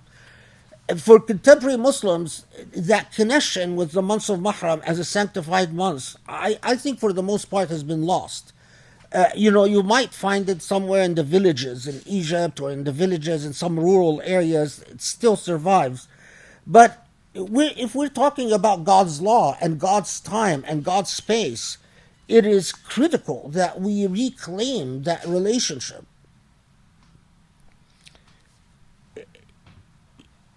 Part of accepting, and this is again, for those who like to talk about decolonialism, if you want to talk about decolonialism, begin with your relationship with space and time. Because unless you understand what your faith says about space and time, you really, your efforts at decolonizing is a form of just child play. Okay. I'm cutting out the opinions that I think are very fringe, because again, if you even if you look at what's his name, the study Quran, in the footnote, he'll tell you something, I forget now, but he tells you, there are so many different opinions about the 10 days. If I remember correctly, studying Quran doesn't go through all of them, or because there's a lot of fringe opinions, but the main opinions that are supported is that it is the first 10 days of Muharram, is that it is the 10 days of Dhul Hijjah, is the 10 days of Moses, Shahr Ashura, and the final opinion, and perhaps in the opinion of many, the best supported opinion that is worth talking about, is that it is the 10 days of Ramadan, meaning the final 10 days of Ramadan, where Laylatul Qadr is reported to be. Now, in my opinion, there is no reason to say it is just one of them. In my opinion, that Allah could be alerting us of the importance of sacred time. That in the same way, when you have a relationship with Al-Fajr, don't think of time as something that it is owned by human beings, that you control time, you can play around with time, you can advance the hour here one time and take the hour back another time like we do in the modern age. But understand that even time is owned by God, because unless you understand that time comes from God, is owned by God, is the product of God, you will have a very hard time understanding that wealth is also owned by God. Why do we have that attitude towards material things? Because we forget the role of God in our existence. If we understood the role of God, then we would think from the time we see birth to the time we see death, God is all over it. But if our relationship to time and history, I want to underscore history, because history as a byproduct of the post-colonial age is thoroughly secular. Today, when we talk about an academic historian, a scholarly historian, it's a historian that leaves God out of the analysis. God has no role to play. That's what we are taught in graduate school to respect as a historian. Now that's a good historian. Any historian that talks about God in analyzing history is considered a bad historian. That's a problem. But it's much bigger problem than we can talk about now. But it's a serious problem. Muslims understand, if you want to decolonize, start thinking about historical analysis. Start thinking about our relationship with space and time. Understand why when you forego Jerusalem, Al-Aqsa Mosque, why you are forgoing your very soul. Because you are forgoing the idea of sacred space and sacred geography. Why is it that the companions felt compelled to bring Jerusalem under the fold of Islam? So I've actually hear like the foul human being Yusuf Zidane will say when the companions fought the Byzantines over Jerusalem and took over Jerusalem, that was a war of aggression. This is the point we've reached. Understand that these companions understood, because they were trained, they were raised by the Quran, by the Prophet ﷺ, and they understood that you don't have a soul unless you control your time and your territory. It is nonsense to have the clock of Big Ben in Mecca overlooking the Kaaba, which you borrowed from the British, and then talk about we are a free people with sovereignty. The project of Neom, the selling out of Palestine, started the minute that the Mecca became colonized by un-Islamic time and un-Islamic space. Understand that, because maybe Allah will bring the conditions to teach your children, because someday maybe Allah will change circumstance so that we can reclaim identity. But if you have no understanding, then you have no hope. If we don't have the basics of the discourse itself, then regardless of how circumstances change, we will remain lost. The people who rule over the holy sites today, you know, I've read about how Saudi funded these soap operas that sell out the Palestinian cause. In the each Ramadan there are musalsalat, these soap operas, and that Saudi is funding them. The birth of sellouts, of traitors like Mohammed bin Salman and Mohammed bin Zayed, both of the Saudi and Emirat, didn't happen overnight. It happened because the idea, we became alienated from our tradition, so much so that it was natural that those who would come to rule over us are far more Western, if you will, or colonial, of a colonial mentality than they are of an Islamic mentality. People like Mohammed bin Salman and Mohammed bin Zayed, or Abdel Fattah al-Sisi in Egypt, or leave alone Al-Assad in Syria, these are people who were never exposed to Islam, who are as alien in their relationship to Islam as the Prime Minister of Israel. Even the Prime Minister of Israel might be a bit closer to Islam because they're at least anchored in the Jewish tradition, and being anchored in the Jewish tradition, they have some understanding of what sacred time or sacred territory means. That's why they care so much about their settlers, their right-wing settlers, because they understand this is sacred land to us. And if we sell out our sacred land, then we are no more.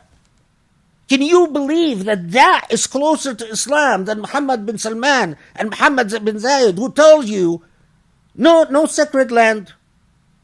No, as long as we allow Hajj, we can build buildings and do high rises and stand on top of the Kaaba, and that image will torture me till the day I die. The image of that foul human being, Mohammed bin Salman, standing on top of the Kaaba. I mean, if we were really a decolonized people, that would have been enough to cause a revolution.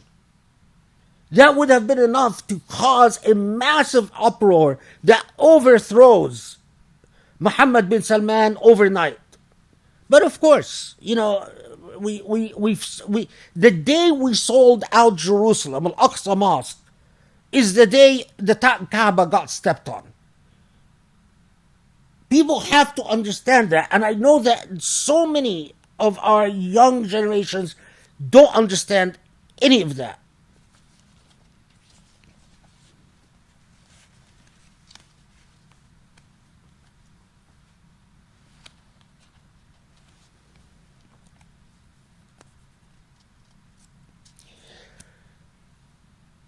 It is entirely consistent for Allah to alert us to the importance of, and the common theme of, look, the 10 days of Ashura, the 10 days of Muharram, the 10 days of Dhul Hijjah, and the 10 days of Ramadan. It is a common theme that Allah sanctifies and honors 10 days. Now, sanctifies what happens in these 10 days. Is it that the angels come from the high heavens and fill the earth? Yeah, there are a lot of hadiths about things like that, about how the angels come down. None of these hadiths, fortunately or unfortunately, are of the degree of authenticity that I can rely on any of them. A lot of these hadiths have enormous problems in their transmissions. And so it is best to say Allah honors these 10 days, but in what way, in what metaphysical way, that's ilmullah, that's Allah's knowledge and Allah's sovereignty. That's something that it is better not to meddle in. Now, what does that mean for us practically? Pray more in these 10 days. Fast in these 10 days.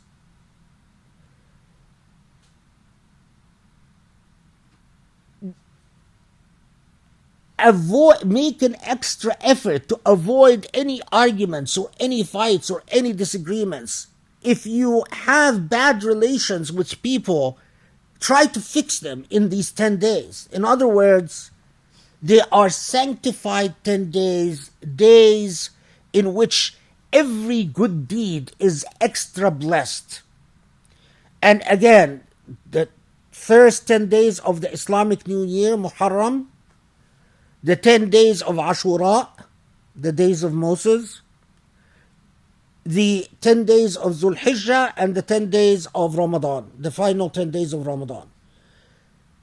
Not just reading Quran or fasting or prayer, but doing good deeds. Now, I heard, unfortunately, just the Mufti of Egypt, what's his face, Shawi Alam. He was on Egyptian radio and Izat Quranic Kareem, and he was saying, in the 10 days of Ramadan, you should worship more, but it should not affect your productivity on work. You should not sacrifice the productivity at work because of ibadah. And my response is, this is typical classical kissing up to dictatorship and authoritarianism and petty capitalism and colonialism. Because if we were to decolonize people, in my opinion, the last 10 days of Ramadan, they would be always given off. It would be official in every Muslim country. The last 10 days of Ramadan, the position of the state, don't work these last 10 days, so that you, in the position at least of the state, is that these are 10 days of worship and good deeds. We would have the last 10 days of Ramadan as non-work days. We wouldn't be like the Mufti of Egypt standing there saying, oh no, don't let it affect your productivity. How are you supposed to do Iqamat al-Layl and then show up and do your job in a normal way? I mean, we have become so alienated from Islam that we take 10 days off in Christmas, but the 10 days of Ramadan, that's haram.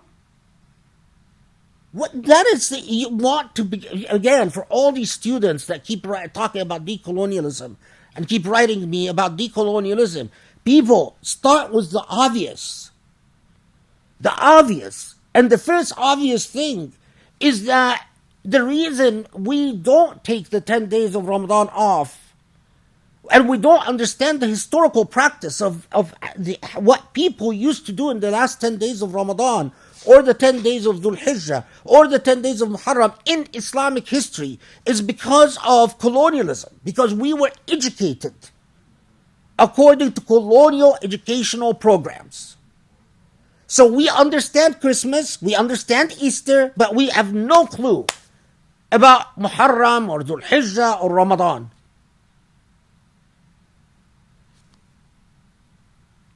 Even in so-called, in quotes, these Islamic countries like Saudi, because Saudi was never an Islamic country, in my opinion, never. They were always a reaction to secularism. And right now, just the reaction has taken the gloves off.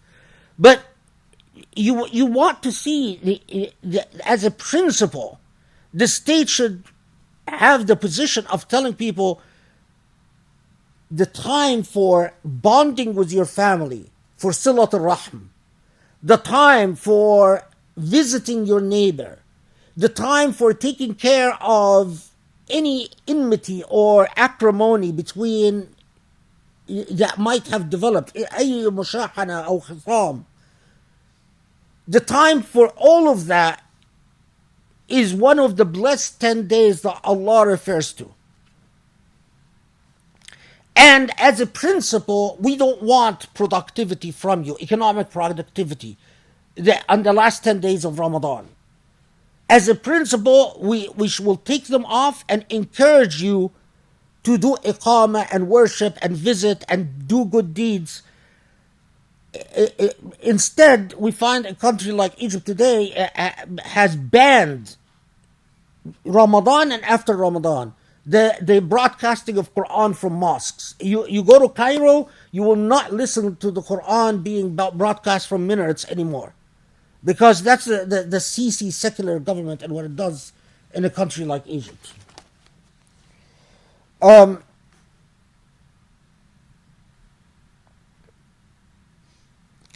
Again, to give you just a sense of the range and language that a lot of contemporary Muslims are not accustomed to, when Jilani comments on the 10 days, Jilani says the following, and again, for those, I don't even know if there's any, of course there's, I can see Rami, Marwa, but I don't know if there's anyone else other than you guys, so.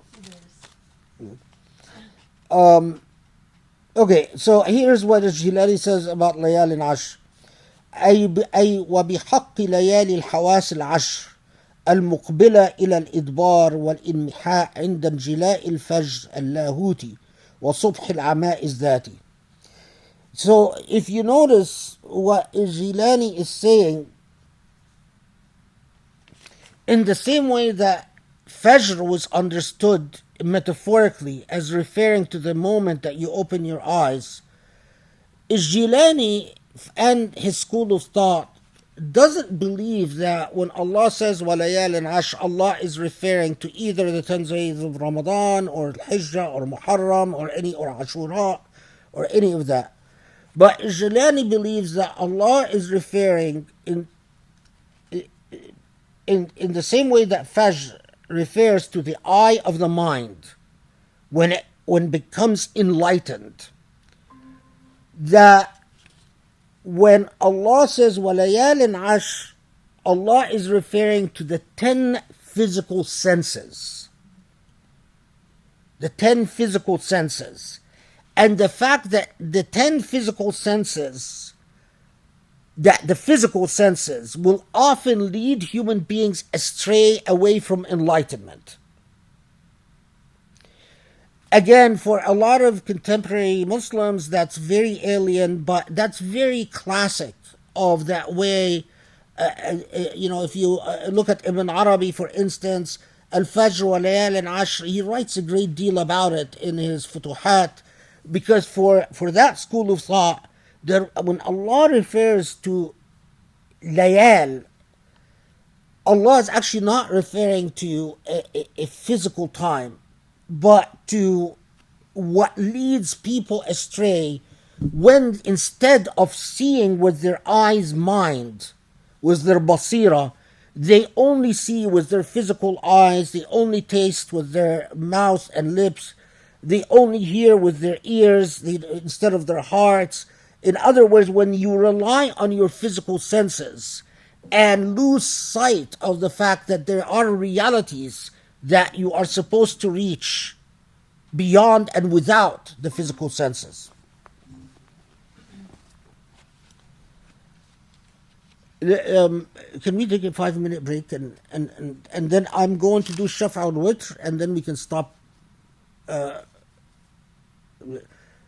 Again, I was telling myself last night, inshallah, I'll finish it all. It's just when you think of the information, it goes much faster than when you speak the information. Subhanallah, I mean, speech is such an inadequate tool. I mean, what you think, and it's very different than when it comes out of your mouth. It's not as eloquent and it's not as well integrated. You always disappoint yourself when you speak. Okay, just 5 minutes. Assalamu alaikum, everyone, whoever is there.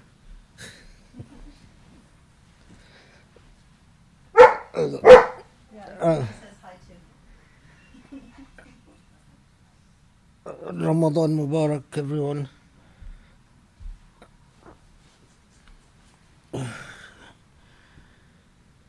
Just so I don't forget, I just want to say that in commenting on what Grace said, um, I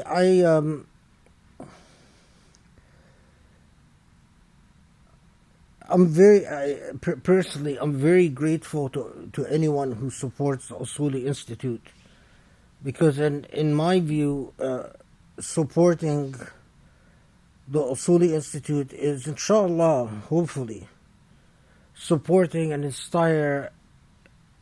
entire school of thought, an entire intellectual project, an entire civilizational project, because the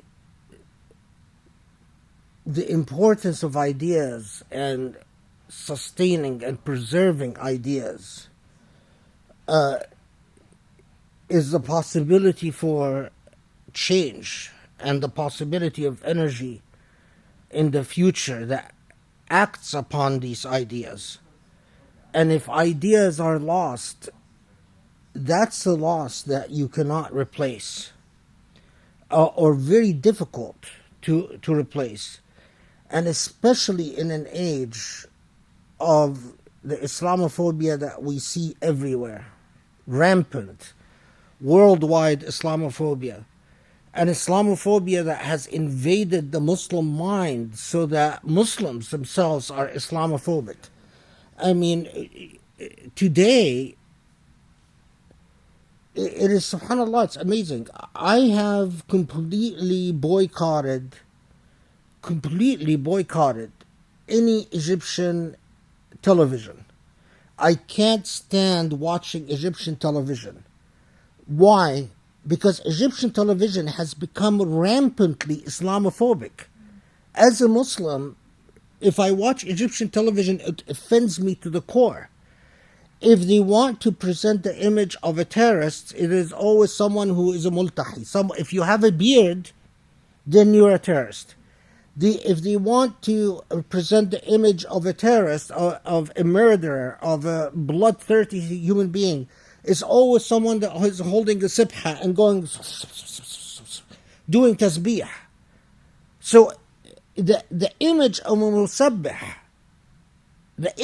musabbih, instead of being correlated with Allah and Sunnah and peace and tranquility and truth and wisdom, it's become correlated in the mind, or at least in the medium of Egyptian TV, to immediately to violence and fanaticism and blood.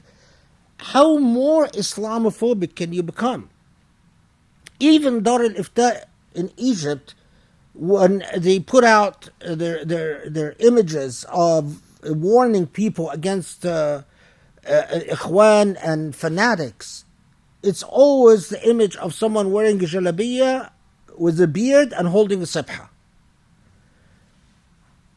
So when you get to the point that even Muslims, so-called Muslims, have become rampantly Islamophobic, and the idea of a Muslim that talks about justice or talks about Jerusalem or even talks about Palestinians is equated with blood and fanaticism and militancy and being a militant and being a mu'tadi, an atham, and a ghasib, then that's the world of ideas, because that's the world that our children will grow in. The imagery in our children's minds of what is a fanatic and violent and bloodthirsty will be everything associated with their tradition.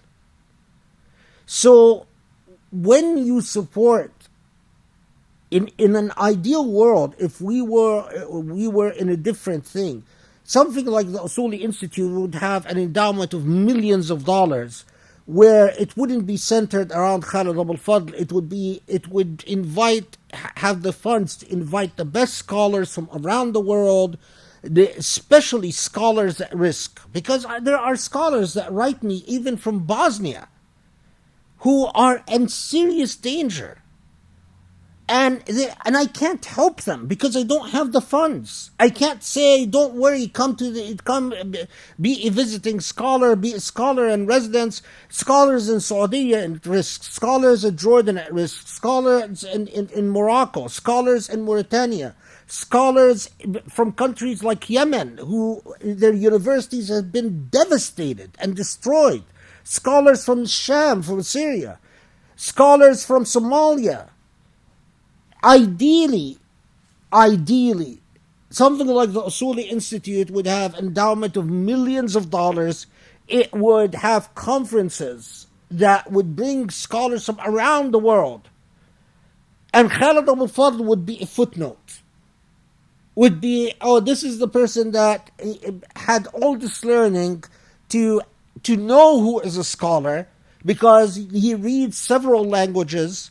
And reading several languages, he has read the work of this and that and this. And he has read people who've written in and especially people who write in Arabic or in Persian or and so on. But it is pathetic. We just don't have the resources, and we don't have the resources because it's Muslims don't give you the tools. And if you say you're not going to go to any government because the price for taking money from the Emirat, they're very explicit about the price tag that they want. There's no games. We can give you everything you want, but as long here's what what you have to say in return. Of course, I mean, and you see the results. I mean, you just look around, and when you see someone who speaks the truth is even banned from even a place like the Islamic Center of Southern California, not just from Zaytuna, not just from ISNA or ICNA, but even the Islamic Center, then that's an indication of the trouble we're in. So those who support the Usuli Institute, in my view, the reward and inshallah that this opinion will be the correct one, and that my ijtihad is correct. In my view, their reward with Allah is enormous, and that Allah will reward them for every support they offer. Many folds, because they are standing with al-qabiduna al-jamr. They are standing with those at a time of great fitan and great hardship. They are standing with that little voice that still insists on speaking the truth, with defying power and rejecting the allures and temptations that power offers. You just look around you. Look at how many, count the number of academics that you are aware of that still insist on speaking the truth about Saudi, speaking the truth about the Emirat, speaking the truth about Israel, speaking the truth about Syria, speaking the truth about Libya, about Yemen, about Egypt, speaking the truth about the Trump administration. Because Trump, with all his Islamophobia, still has a lot of Muslims who tell you, oh, that's part of al-mulk Allah. So we work with Trump and we obey Trump and we follow Trump.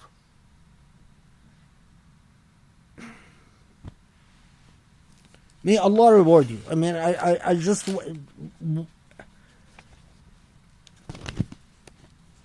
جزاكم الله خير. And Ya Rab, اجمعنا بكم في الآخرة يا Allah. That in the hereafter will be our meeting. For all those who support us, I ask that we meet in the hereafter. That our reward would be that Allah would hold us all together in Allah's mercy. Okay. الشفع والوتر والفجر وليالي العشر والشفع والوتر. Now, it's fascinating. It's fascinating with the reference to Shaf'a wal Witr fascinated Muslim scholars through the ages.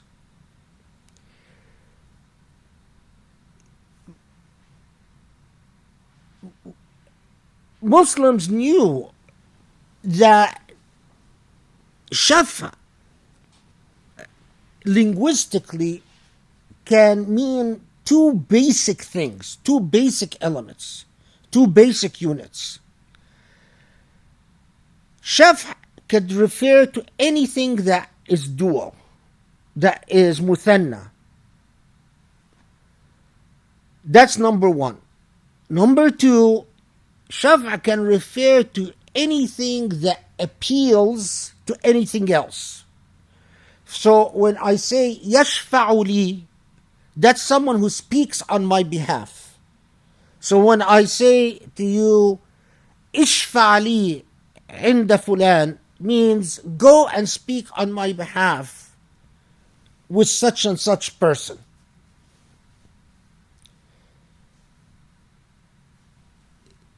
So two basic meanings.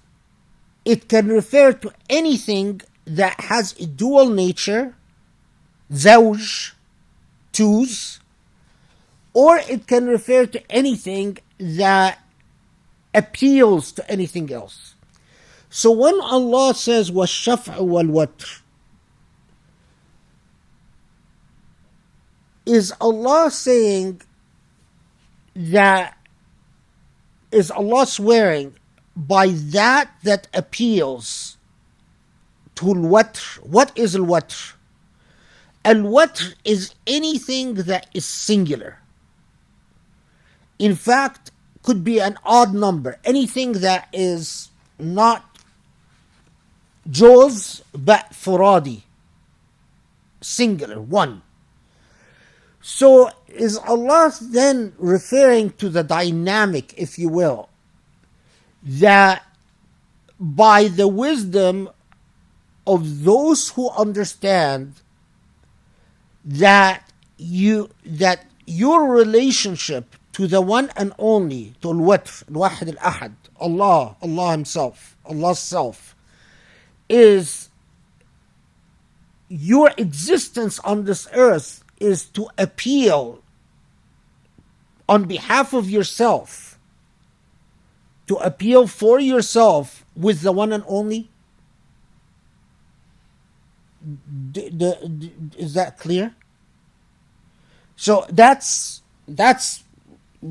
if you one way of understanding this is Allah is reminding us who أنت تشفع لمن لنفسك. Who do you appeal for? You appeal for yourself with al-watr, with the one and only. What is the medium for appeal? The medium for appeal, the most basic element, way of appealing for yourself, on behalf of yourself, with Allah, is a salah, is prayer. So, many of the mufassirun said, well, when Allah says, وَالشَّفْعُ الْوَتْرِ, Allah is swearing by the importance of a salah to the one and only. Allah is reminding us of the power of appealing, of salah, in other words, on behalf of yourself to the one and only. Others, for variety of linguistic reasons, and then, so we don't get into ours, said, well, linguistically it just doesn't work. The grammar wouldn't support that, and that's their opinion. It's not necessarily true. But rather, Allah is reminding us, in the same way that Allah reminded us of time, the sacred time, if you will. And sacred time, daily time, and annual time.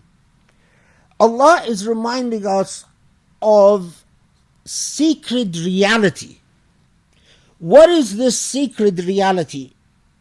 That as Allah says, لا يكون من نجوى ثلاثة إلا هو رابعهم. That there can't be two people talking or three people talking except Allah is their third or their fourth.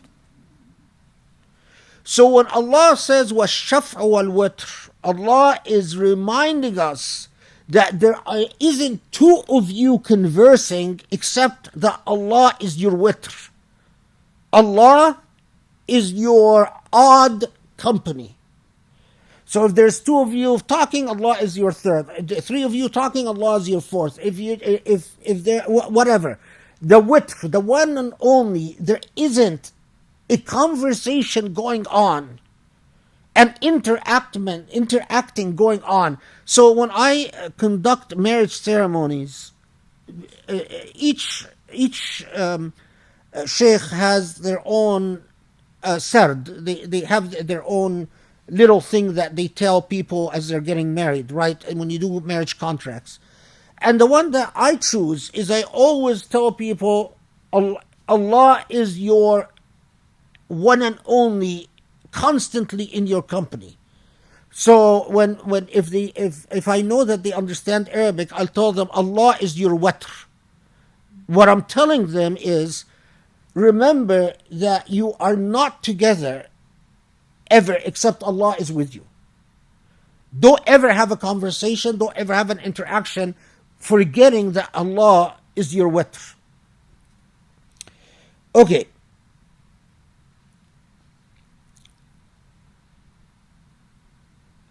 Some said, well, linguistically, no, that doesn't work.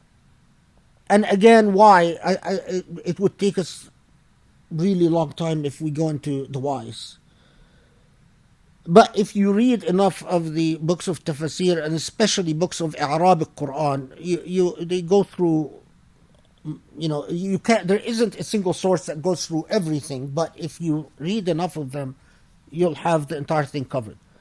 He said, no, Allah is referring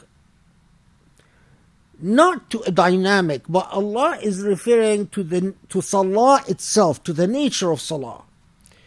Salah is always either shaf, either twos, two rak'ahs, or one rak'ah. And all prayer is shaf. All prayers, Fajr, Dhuhr, Asr, and Isha are shaf' prayers. They are muthanna, in twos.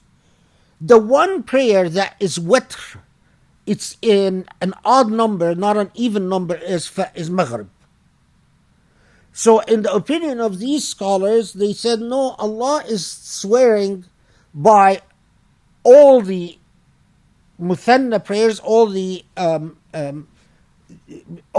dual prayers, in other words, swearing by Subh and Dhuhr and Asr and Isha, and by Maghrib. And that's the reference to Al-Watr.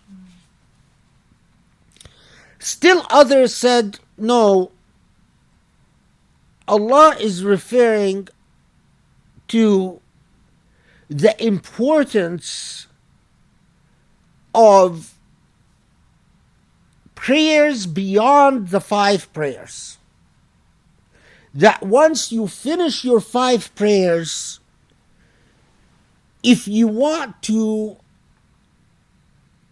have a close relationship to Allah, a close relationship where you become among those of Dhu Hijr, of those who have wisdom, who have true perception, always offer at the end of your prayers 2 prayers shaf' and 1 prayer witr. So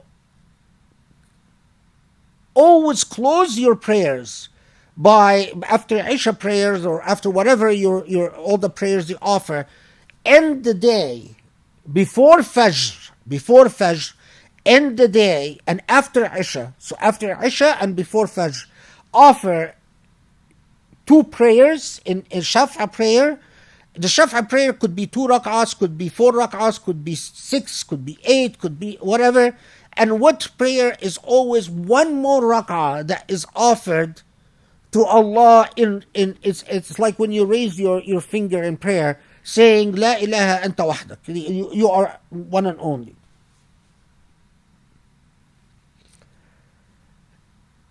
So if you notice here, the range goes from those who say, no, Allah wants you to reflect on the fact that Allah is always with you.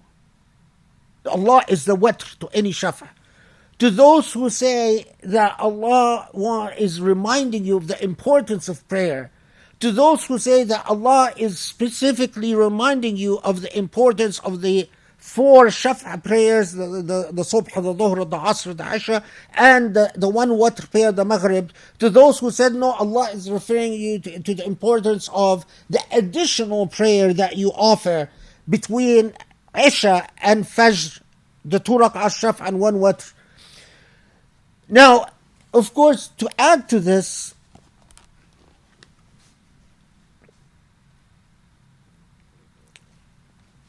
is the perspective of many of the Sufi schools that when it comes to Shaf'a wal Watr, Sufis, if you are an advanced student in Sufism, you will be made privy to what they call the secrets of Shaf'a wal Watr. If you're a beginner student, they'll often tell you, just pray the extra Shaf'a and Watr, either, depending on your madhab, either 3 rak'ahs after Isha and before Fajr, or 2 and 1 rak'ah after Isha and Fajr. But if you're an advanced student, they introduce you to language such as the following. والشفع أي شفع الملوين الجديدين وارتفاعهما عن العين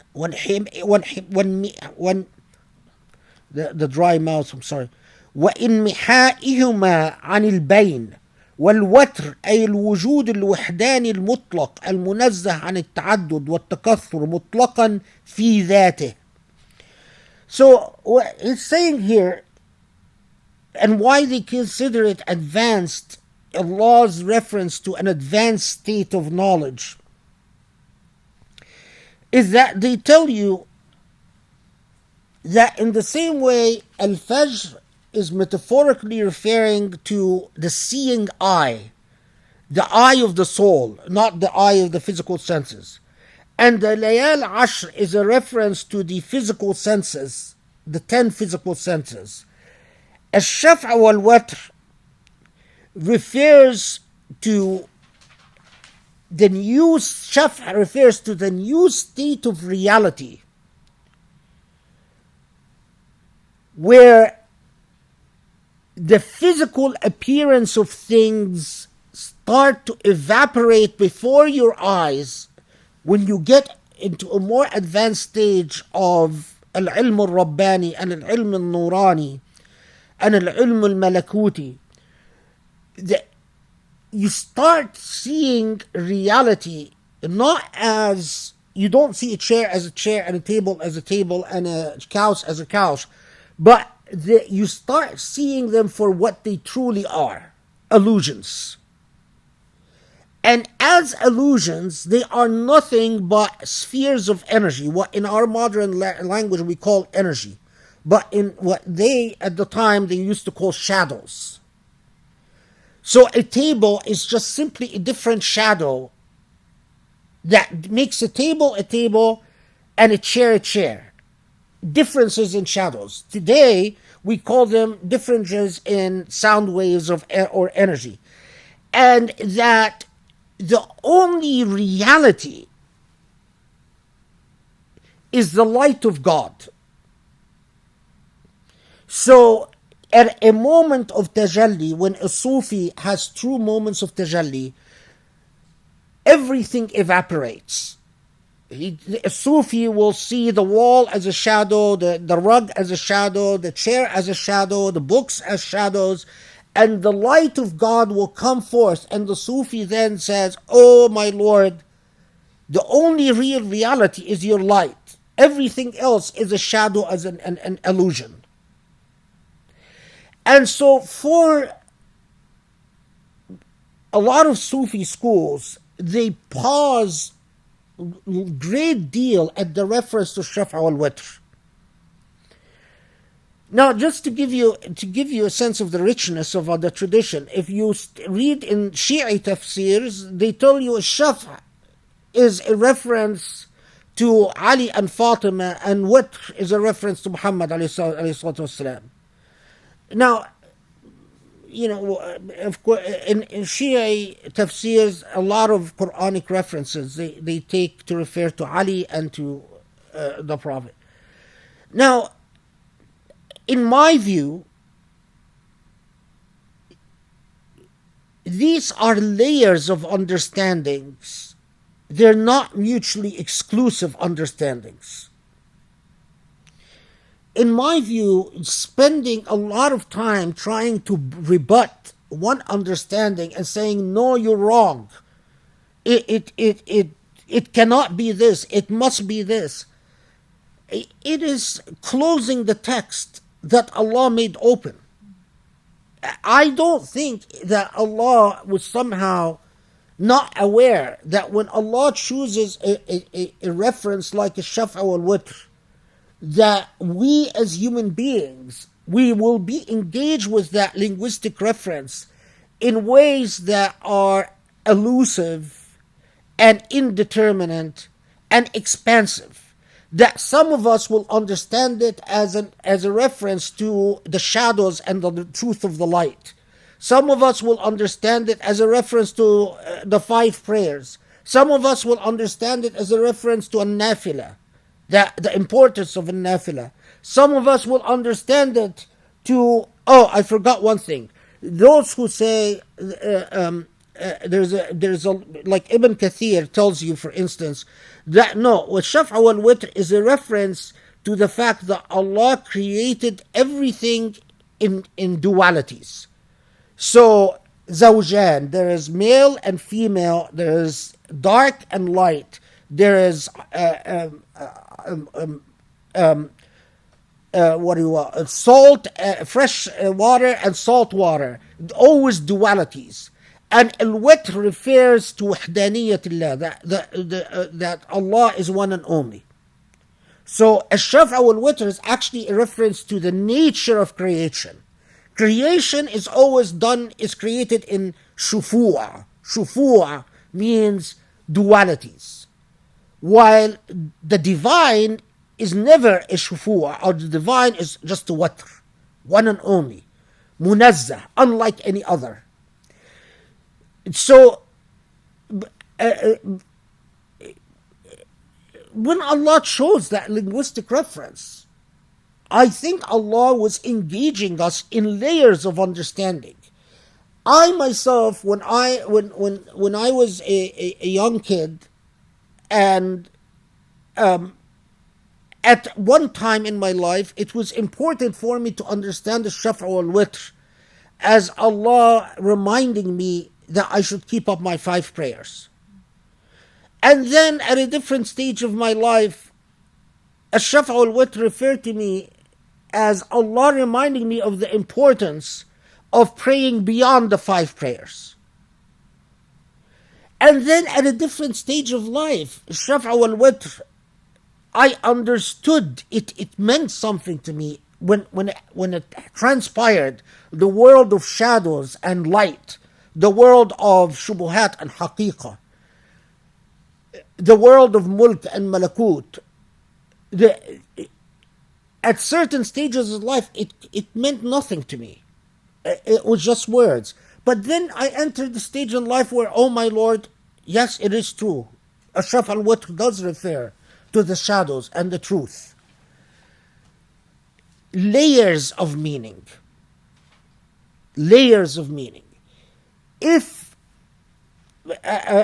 remember that Rashid Rida, and I'll close with this. Remember that Rashid Rida, his tafsir of the Quran is not the tafsir of Rashid Rida himself. It is really the tafsir of Muhammad Abdu. what transpired is that Muhammad Abdu used to give halaqat tafsir. And Rashid Rida, as his most gifted student, decided that it's a waste to have these halaqat tafsir not turned into a book. So he took it upon himself to turn the halaqat into a tafsir, which became known as Tafsir Rashid Rida. But what Rashid Rida himself referred to as Tafsir al-Ustaz al-Imam, meaning the tafsir of Muhammad Abdu, the tafsir of the teacher. And throughout the tafsir, Rashid Rida says, وَقَالَ الْأُسْتَاذ الْإِمَامِ, and the al-Ustaz, the teacher, said. And then sometimes Rashid Rida will either disagree with his teacher or add something to his teacher and so on. So what I'm saying is that I know that there are some people who told Grace that that it would be that they want to work on a project to turn this tafsir into an actual written tafsir, and again, that would be a tafsir which you would say, okay, and he said such and such, and he said the usefulness of having something like that is that it integrates what is found dispersed in so many books of tafsir as layers of meaning instead of competing meanings. Plus, of course, that it is the product of our historical moment, because we really we are so lacking in the field of modern tafsir. We've neglected the Quran, or if we approach the Quran to prove, and a lot of the modern approaches to Quran are approaches that want to prove that the Quran has scientific miracles in order to confound the enemies of Islam. In other words, that's a defensive approach. Let us prove the miracles of the Quran to prove that the enemies of Islam are wrong, and that this Quran has.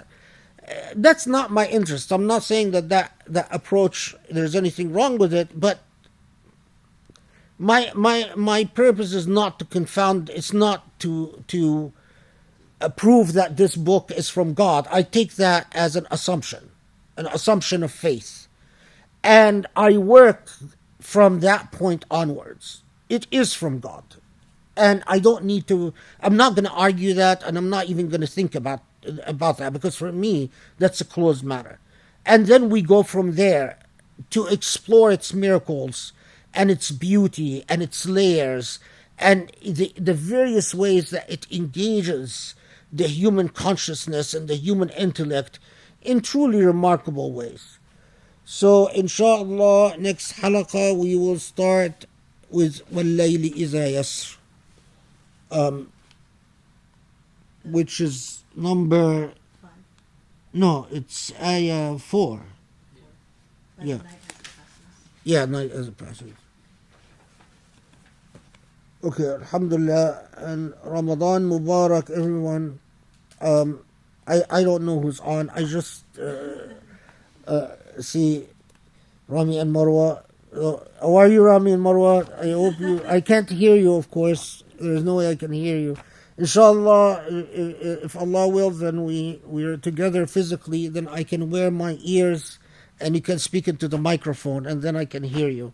So it's not a lost cause. When it first happened, I was like very sad. I thought I'm never gonna hear Quran anymore. I'm not gonna hear Adhan anymore. I'm not gonna hear the voice of any of the people I love anymore. But alhamdulillah, at least I have that microphone which people can speak in and I can still hear the voices. The way I hear myself is very strange, so I often worry about whether I'm pronouncing things in a way that actually makes sense to people, because the way I hear them inside of me I haven't gotten used to that. It's very strange. It's very strange hearing yourself without ears. But it's so unique that I say Alhamdulillah for the experience, because it's something that I would have never experienced if I didn't lose my hearing. So it's very intriguing, very intriguing. I don't want to wish it on you, but it's a lot of fun experiencing it. May Allah protect you. And so so we stop here. Because we wanted to stop at 7. So may you have a blessed iftar, inshallah. We want to stop to give you enough time to prepare for your iftar, get with your family and all of that. And inshallah, because I've had requests from a lot of people about this, maybe we can organize a special Q&A, a special meeting for questions. During Ramadan. Yeah, because Sharif says he's been getting a lot of Yeah. requests. Yeah. Okay. Okay, so I'll send an email out and organize it and stuff.